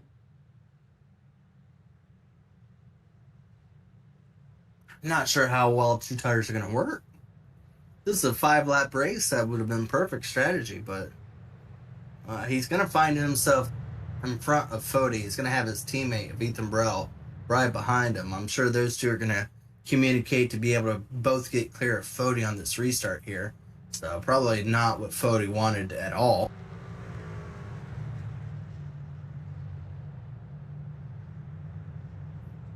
This is going to shake up everything. I have a feeling this is... if we saw aggression starting to build up, I think we're about to see it at an all-time high right now. I think aggression is going to be through the roof as these drivers are going to be trying to get all they can. There'll be 19 laps to go.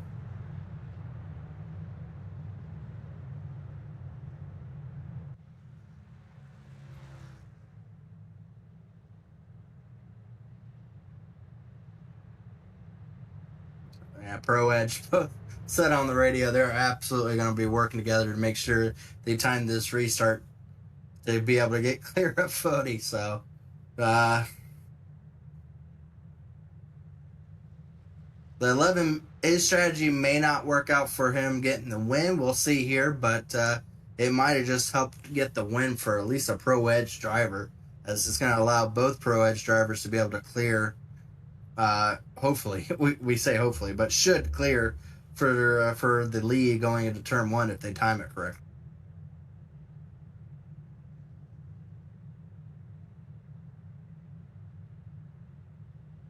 Well, we still have 28 drivers on the lead lap, so we still have a big group of drivers still running at the end of this event.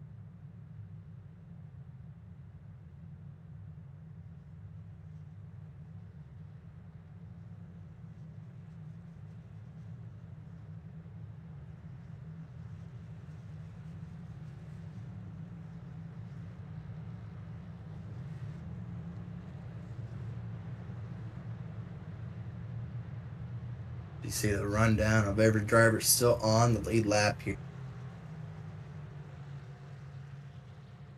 I'm surprised Bunjo is still out there with how much damage she's had.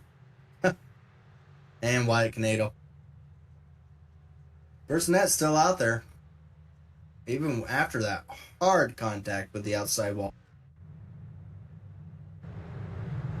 The pace car lights are off. We will be going back green with 18 laps to go in this event. If you wanted to see drivers trying to put their trucks in positions they probably shouldn't be, you're about to see all that and more here in the next 18 laps. Well, David, who do you have a strong opinion about in this one? Who do you think's got this one wrapped up? I think Trey Eidson's going to make a run for this. I think Trey? I think Fody and Ethan may have some contact there toward the end, and he may be able to slip. He's going to have a hard time getting clear because you know Scott Crump is going to try to get that bottom lane. But again, with less than 20 laps left to go, the outside lane's back in play. They ain't worried about tires too much here. But we're going to see. I mean, that outside groove is now going to be pretty highly contested. As here they come. This may be the last restart, but probably not. As here they come to the restart line. Green flag is back out. And it looks like Ethan Burrell gets a really good start. And will clear Fody. Eidson, wow. Wow, behind Fody, restarted, able to get to the inside. Eidson with a phenomenal restart. Able to clear for third. A round of applause for that driver. That was impressive. Very impressive. But here comes Ethan Burrell to the outside. Oh, Eidson trying to clear himself. Oh, Ethan gets a Burrell little loose. Eidson to the outside, able to clear himself. And the caution is out now. Cody McCorkle, maybe? Oh, my goodness. It's a wreck further back, but wow, you said Eidson was going to get the lead with contact, and he proved you wrong. He just went past Fody and Ethan Burrell in an incredible manner there. But let's see what happened here on this replay here. That's Richard Hines in the 87 on the bottom lane. Cody McCorkle on the outside lane going up. See exactly what happened here. I don't know. There's a wreck in front of him. Caution, so. Yeah, there's a wreck in front of him, I believe. Was it Dustin Dewar up there? No. Well, tally's on the 2. Oh, this is a different point. He stacked everybody up behind him. Stacked everyone up. Yeah, Joe Francis with nowhere to go. Dustin Dewar getting involved a little bit there. That could have been a lot worse, though.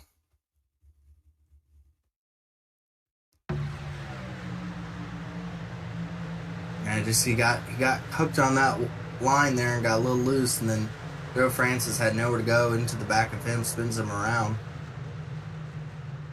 And I'm fortunate for Dustin Dewar. He's going to lose a lot of positions as well from that. This is going to set this back up. But what a restart by Trey Eidson there. On that last restart, started behind Tyler Fody, and by the time they got into turn 1, was able to get to the inside of Fody and clear himself with the bottom lane. See here with Dustin Dewar. You're going to see a lot of checkup happening right in front of him. Oh! Just missed it. Just missed it. And when you hit those barrels, you come to a stop, and your race is over because it will hook onto your car. You can't leave. So missing those barrels saved his race for Dustin Dewar there. Well, now it's going to be a different driver to the outside. We saw Pro Edge time it perfectly for them to be able to clear themselves for the first two spots. We'll see if they can do it again, because luckily for Ethan Burrell there, that caution occurred right when he started losing positions. He lost 1 position to Trey Eidson, but not to Tyler Fody. Tyler Fody was maybe like half a foot from clearing Ethan Burrell. And that caution ended up coming out to save Ethan Burrell from losing another position. So Ethan Burrell is still in 3rd place, even though he got loose coming out of turn 4. He did lose 2nd, but if they're able to do what they did the previous time, then they both should be able to clear the 77 there going into turn 1. But they're going to have even less laps to have to worry about tire wear, and which is just going to amp up the aggression even more.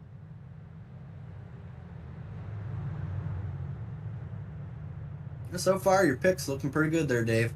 Yep, so far good, so good.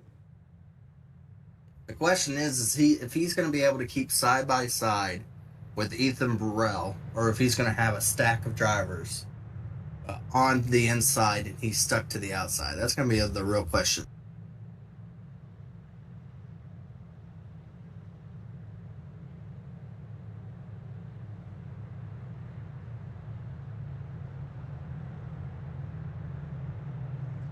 Dave Joyner doing a really good job. Still clean truck on him. Running just outside the top 5 there. Fuller up to 7th, the highest he's been all night. Jeff Story back up there in the top 10. Chris Wright has been flirting inside and outside the top 10. So we'll see where he ends up finishing. But right behind him is that 3 truck. I don't think he's got a little bit of everybody's paint on his truck at one point. Lethan Joyner, our points leader, somehow it's still going. It still looks like a good truck. I have no idea how. Well, that truck has a lot of paint colors on it anyway, so maybe it's really it hard came to in tell. black. No, it was black when it came in black, and all the rainbow colors are from everybody else, yeah. Everybody else. A little bit from a late Norgard. That's where that purple and a little bit of that blue came from. If you paint your color in all different colors, no one knows when you hit them. Right. It looks like the pace car will be coming down this time with 13 laps to go in this event. We'll see if Pro Edge is able to team up once again on that inside lane and clear themselves. So far, Cutlip's 2-tire strategy, only driver out there with 2 tires, everybody else behind him with 4, has worked out so far, but we'll see how it goes for a longer run. Green flag back out. Ethan Burrell did not get the start he wanted. Oh my, Ethan Burrell did not get a good start. It is going downhill for Ethan Burrell here, and he did not head off with his teammate there, and that allowed the 77 now to be on the back bumper in the catbird seat. You see the 11 just trying to hold down the bottom lane. His only hope is that he keeps him behind, but here comes the 77. We've seen him take the lead on the outside, almost hit the wall. Still there. Oh, Ethan contact with Fuller. And Crump. Scott Crump, Fuller. No caution out. They're still going. Up front here, still battle for the lead. 77 trying to get around on the outside there. Ethan Burrell has a decision to make. He's not going to have that anymore, as it looks like Fody is able to get to the outside.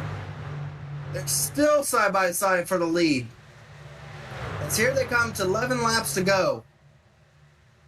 Ethan Burrell needs to make a decision. Either he tries to go for this win or he helps to push his teammate. But right now his teammate with 2 tires may not have the speed to be able to contend for this win. And this may go right into the 77 lap. Oh, Ethan Burrell got a little bit loose coming out of that turn, went up the racetrack. And now the 77 able to clear himself. 77 now up front. does not have to worry about tire wear. He just needs to run fast laps here. As here goes Jonathan Cutlip to the outside lane there. Probably going to let Ethan Burrell by. He knows he does not have a shot at getting this victory here. But right behind Ethan Burrell, where they're probably keeping their eye on, is Tyler Fode. Where is he going to go? He's been the most dominant driver on the long runs. Cutlip still running that outside lane there. Oh, Ethan Burrell clears himself. Just barely in front of his teammate there. Now both drivers duck down to the bottom lane. Now Ethan Burrell, with the same life cycle of the driver in front of him in the 77, is now going to go to back. As Tyler Fode is now on the back bumper of the 11, down to the inside of him, going down the back straightaway. Caution is out. Caution is out. Couple trucks around in the back, just as Fode was trying to get around Jonathan Cutlip there. It looks like, oh no, was that Arcas who was running in the top 10?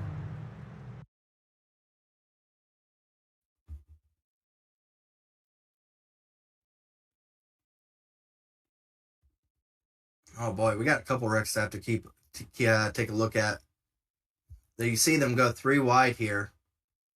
And netcode there. They were 3 wide there, and netcode happened. As you see the 22 getting hooked right there with the 12. See the 87 going around as well. And I don't think they knew they were 3 wide, and they weren't giving a lot of room, but netcode definitely.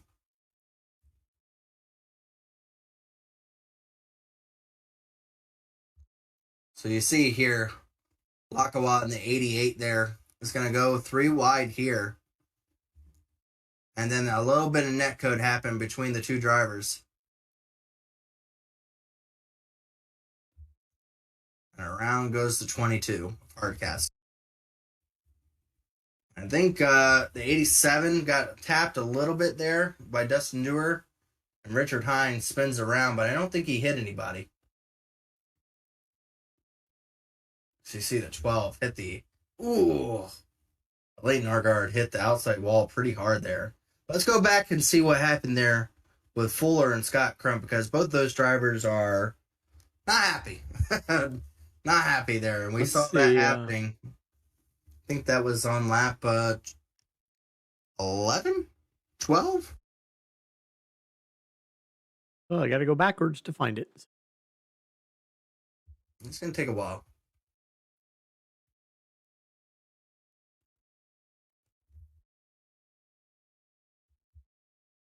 I have to go a little more. The only way to get there when they don't tag it.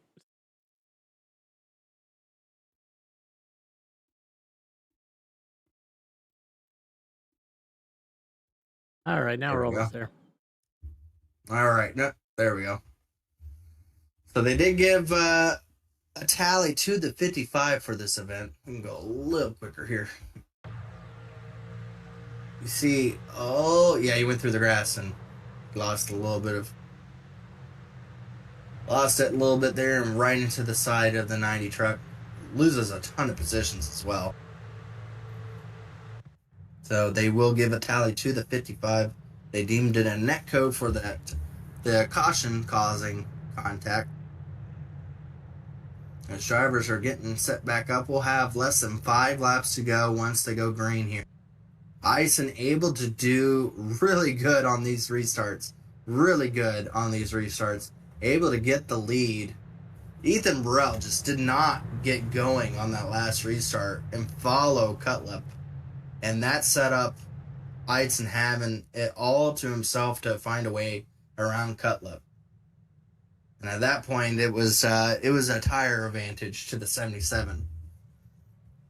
But unfortunate for Fode, once again, he almost got around Ethan Burrell when that one caution came out. This time around, he was to the outside, almost clear of Jonathan Cutlip, and the caution comes out again. So, once again, Fode is going to be stuck to the outside lane.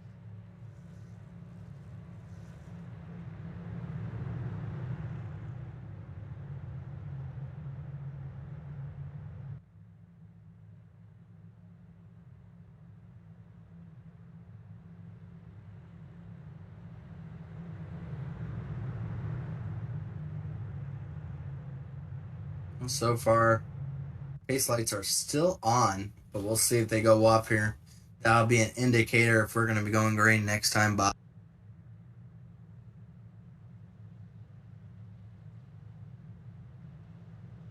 Yep, so be green next time by. Looks like Ison chose the outside lane, and now Ethan Burrell to the outside. So we'll see if Ethan Burrell can do a better job of being able to get this restart going for him. It's going to have his teammate going to be into the inside row behind him.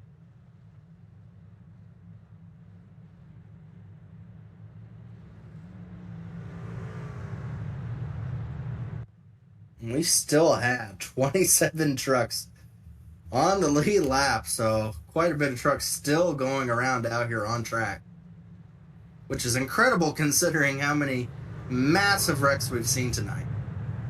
These trucks have been holding up to some damage here.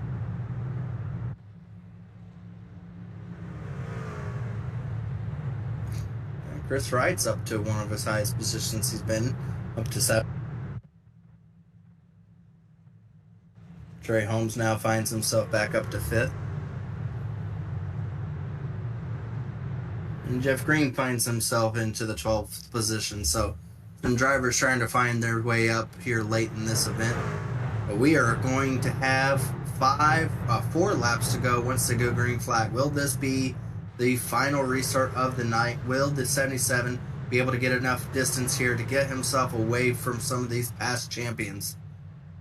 As here they come to the restart line here. Green flag is back out. Ison able to get out to a good lead. Really good lead. About a 3-truck length lead over the drivers. And here comes Cutlip with the 2 tires. Is he going to be able to clear his teammate? He will do so, which is not what Ethan Burrell wanted, or Fody, as now both those drivers are stuck deeper in traffic. And now we have Holmes, another Pro Edge driver, trying to work that bottom lane. Now underneath Fody. Fody's a little loose there. Little loose Fody was. Still hard battling there. As here comes Jonathan Cutlip with a push from his teammate of Ethan Burrell. As here they come, 3 laps to go. Ethan Burrell right on the back bumper of his teammate. He's going to give him a very hefty shove down the back straightaway. Jonathan Cutlip with 2 tires. If he's able to get it done, that would be a very strong, impressive run by him. But here comes his teammate, now looking to the inside with 2 laps to go in this event. Ison still out front in the 77 truck. He will now have a new contender right behind him of Ethan Burrell, able to get in front of his teammate. As you see everyone behind him racing clean so far. Bumping and banging still happening though. As here they come, turns 3 and 4, coming to the white flag. That's all Ison wants to see, is that white flag. Now it will be a race back to the checker flag here. As Ison's in front of Ethan Burrell. Does Ethan Burrell have anything going down the back straightaway? Can he be able to gain a run? He gets loose. He's loose. Really loose into the outside wall. It's all Ison out front. 3 wide for second. Fody able to clear himself. Ison turns 3 and 4. Plenty big enough lead to get it from here. Ison coming around with the restarts of his life, able to get it done here at Charlotte, and he wins it. The 4th race of the Stay Tuned Truck Sports Series. And wow, massive wreck behind him as someone showed their displeasure with somebody back there. But Trey Ison able to get it done. You picked him, Dave, and wow, was he able to get it done. Those restarts is what got him this win. I mean, massive restarts to be able to clear some of those front runners, and then he was able to go toe-to-toe with Jonathan Cutlip in the 11 and able to get it done.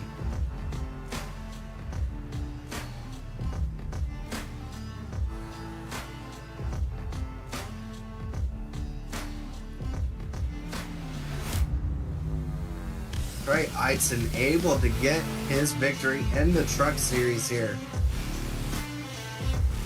As what a finish at the line there. As he, he just cleared himself and just got away from those drivers. Looked like I don't even see Okay, Ethan Burrell went all the way back to 5th.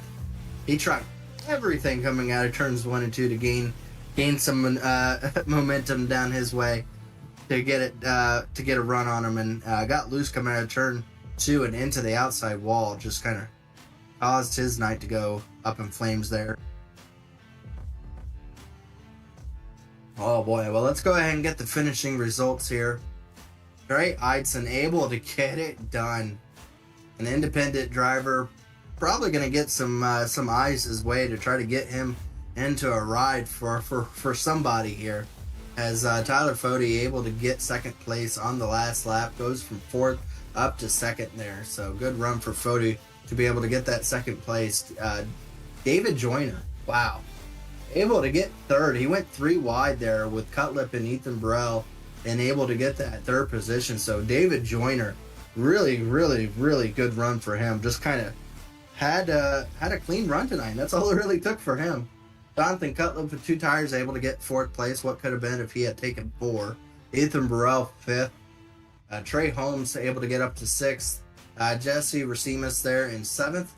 Lethan Joyner, after all the banging and beating, our points leader. We'll see if he's still the points leader after all of this, but he finds himself in the 8th position. Justin Wadsworth 9th. Chris Wright in 10th. Richard Lakawa there in 11th. Jeff Green 12th. Cash James in 13th. Jaden Racimus there in 14th. Justin Dewar 15th. Justin Fuller able to get back up to 16th. Cody McCorkle 17th. Sam Batwell still able to get 18th for Wally Racing.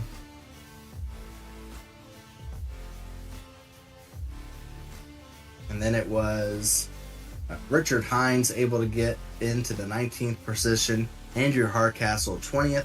Jess Story 21st. Jake Bunjo 22nd. Leighton Norgard 23rd. Corey Abbott 24th. Something must have happened to Joe Francis to find himself all the way back in 25th.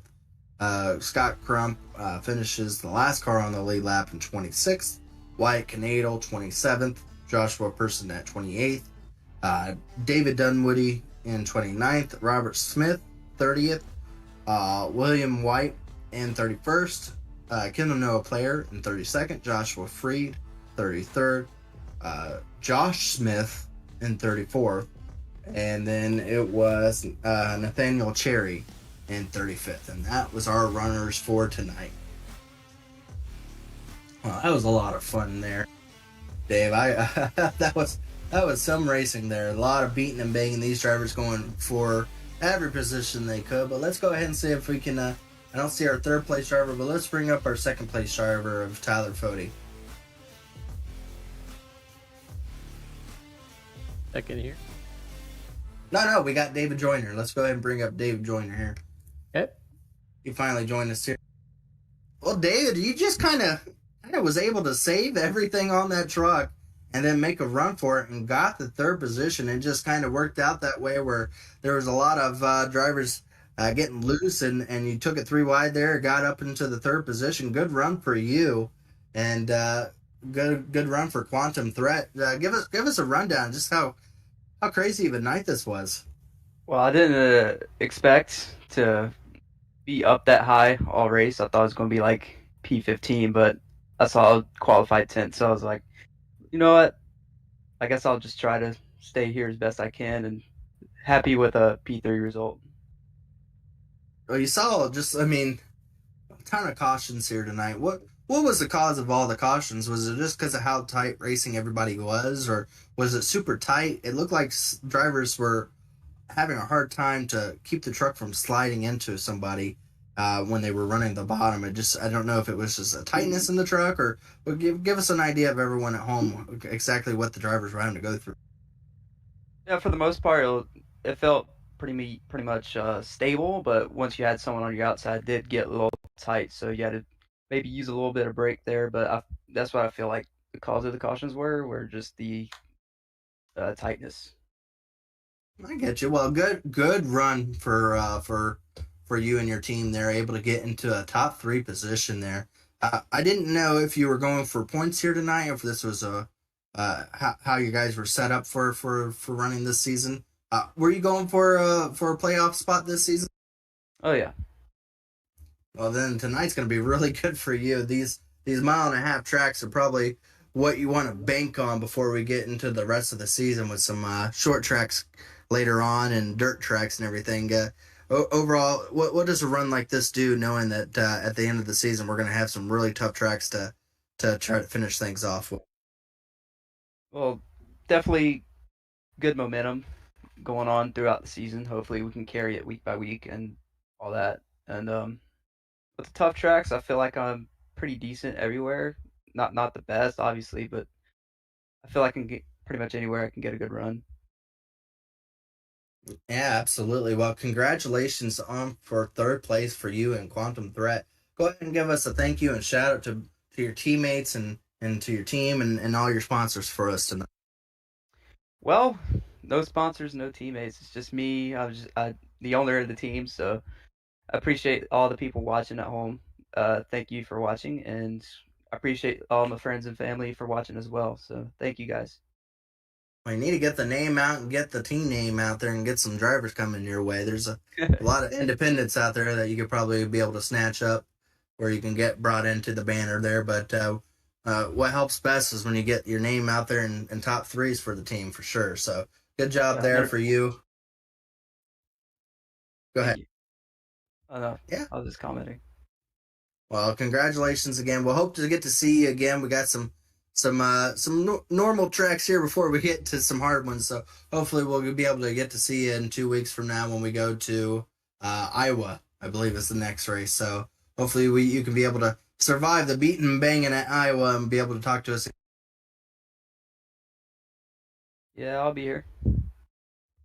That was your third place driver there, David Joyner, able to survive tonight and get a top 3 finish. Good run for him. We're going to bring up Tyler Fody, not the spot he wanted to finish.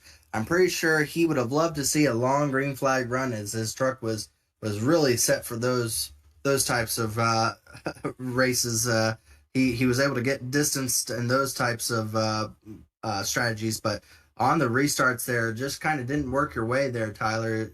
I don't know if it was just how things were with how good Trey Eitzen was on those restarts, or if Pro Edge was really messing with you there, but you lost out on being able to get the victory here. What played a factor into all that? Yeah, I blame Jonathan Cutlip 100% for this, taking 2 tires. Yeah, I felt so good long run. Even the short run, you just kind of had to get in the right lane. But man, we had the long run. It was looking good. We got the yellow. I still felt okay to restart first with 20 to go and kind of work from there. But there had to be one guy to take 2 tires, and John did that, put me on the outside, and then we just went back. The outside was just struggling to get going on the restarts all night. So lost a spot or two. Then there was a yellow, and I was still on the outside, and then lost another spot, and there was a yellow, and we just too much to try and battle back through. Ended up getting second again, but not what we came here for. So I don't know. I blame John. I think the spot that probably was the hardest was when Eitzen was able to push you on one restart. He started in 4th, and then he was able to duck clear to get to the inside of you. And at that point, then you just kind of were just stuck on that outside lane.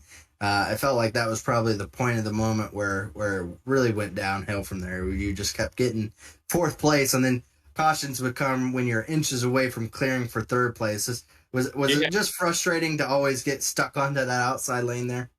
Oh yeah, yeah. That was another restart. Burrell was going by me, and I was just getting ready to duck in, and Eitzen had just got clear, and I didn't want to be the one to chop across and wreck everyone into one. So he snuck that in. And then, yeah, there was another one where I was literally passing Cutlip on his 2 tires for 3rd, and the yellow came out again. So it was like every bad break in the last 20 laps there we got. But it was fun still. It's always fun to come out here and run with these guys. A lot of talent, as usual, so we'll take it. Absolutely. Well, we want to go ahead and let you do your thank yous and shout outs, as although Chad wasn't here, so wasn't as good of a victory or a good finish as it is when you beat him, but we still want to go ahead and let you do your thank yous and shout outs for Lake Norman. Yeah, shout out to Crump for running this with me. We were looking good on that long run, 1-2. But yeah, like I said, just the restarts. Shout out Blue Egg Marketing, being on the car, and shout out to you guys for putting on the broadcast. Absolutely. Well, again, congratulations on the second place, and we'll hopefully, I'm pretty sure it's almost a guarantee that we'll get to talk to you at some point in time. As we'll have next week off, but we'll see you maybe back at Iowa. Maybe. We'll see. Depends on if Chad's racing, but we'll see if you show up or not. But congratulations on second. We'll talk to you again. Yeah, thank you.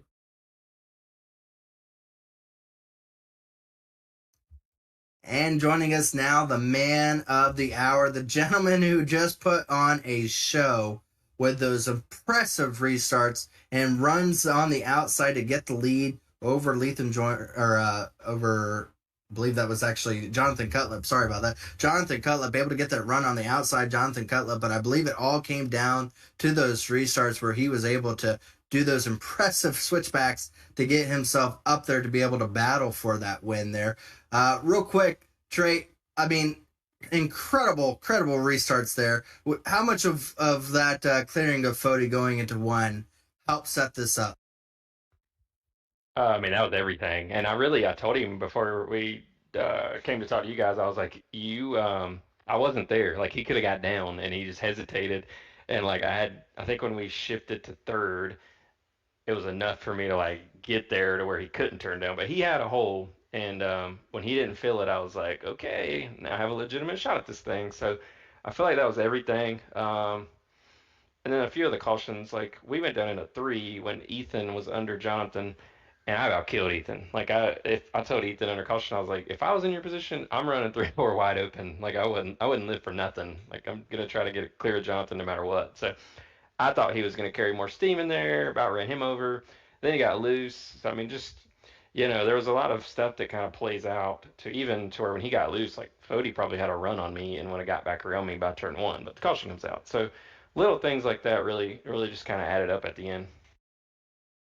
Well, overall, things worked out to your way, but we saw long runs. I mean, you had gotten to the lead earlier on. Definitely your strong suit was from like the first 15 to 20 laps, and then at that point, Fody, with his long runs, was able to get by you and kind of put on some distance. When you saw that we had a caution with 20 laps to go, was that kind of just like the opening to know that you could push it as hard as you want then? Yeah, and what's crazy is I feel like I'm normally a better driver on the long run, but I was doing something wrong in one and two tonight, and it was just chewing through the right front because they would kill me after, like you said, after 20 laps. And every pit stop, the right front would just be worn, worn to heck. Try to keep this PG. And I just like even when Fody would get around me, I would try to match what he's done. But at that time, like my tires already cooked, so I don't. I tried a bunch of different stuff down in one and two, three and four. I felt like I could hold my own on the long run, but I mean, Scott, Ethan, Fody just absolutely murdered me in one and two after 20 laps. So I was like, well, it stays green. We got fuel. I'll probably get a top five, and I was gonna be happy with that because my truck season's going terrible. Like I think I finished like 100th at Daytona. Had a shot to win Dover, wrecked out on the green white checkered mess, and then I didn't run Coda because you guys don't need to see me run a road course. Um, so it's good to bounce back. Yes, I didn't think Jonathan was gonna be able to hang on as good as he did on those two tires. So when I jumped to the outside, I thought I was gonna clear him like one turn, easy peasy, and just check out. And it wasn't that easy. So I really didn't know what to expect right there, those 2 or 3 laps at the end, because his tires had cooled off. I didn't fill up, so I was really tight. I didn't have enough fuel in it as far as like to make the truck handle. So who knows if Ethan didn't get loose off too.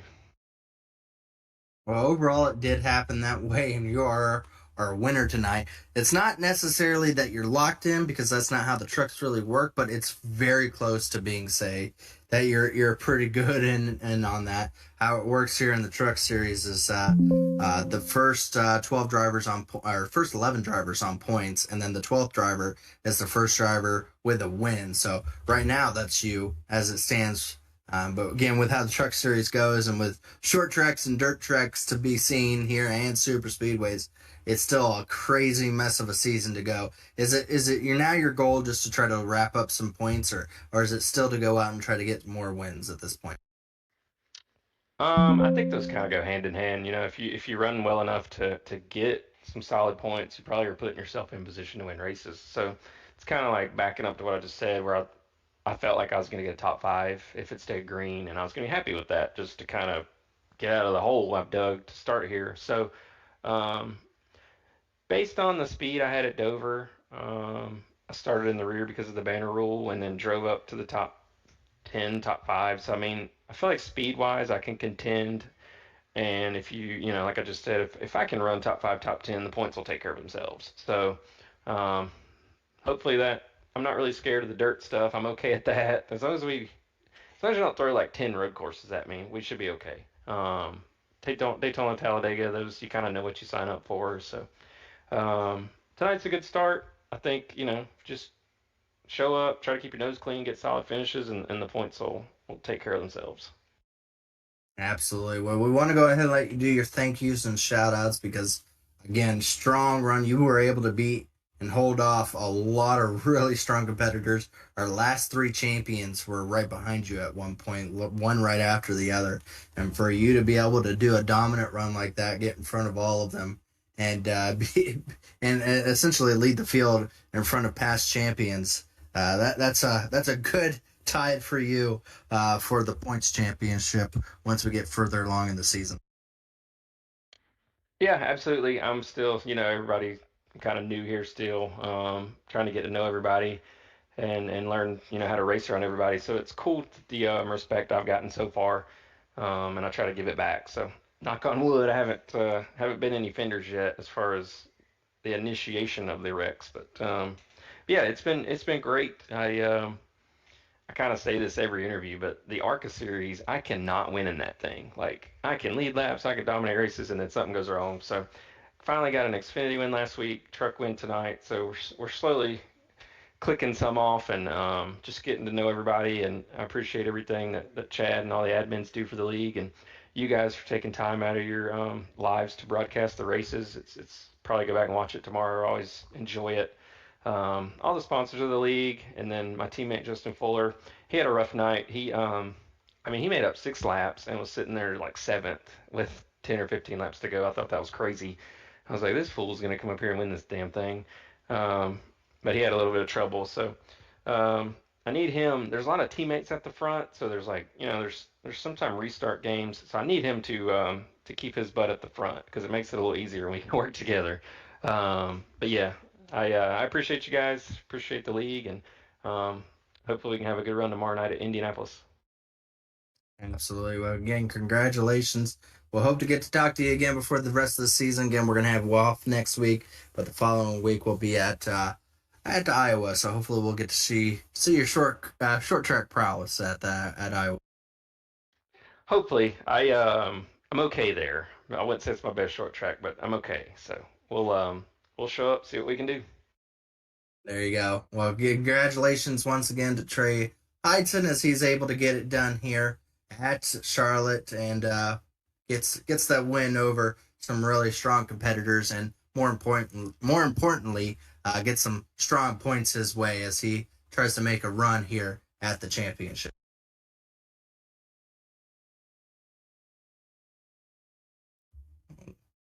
That was a very interesting race there, Dave. It was a lot more cautions than I would have predicted there.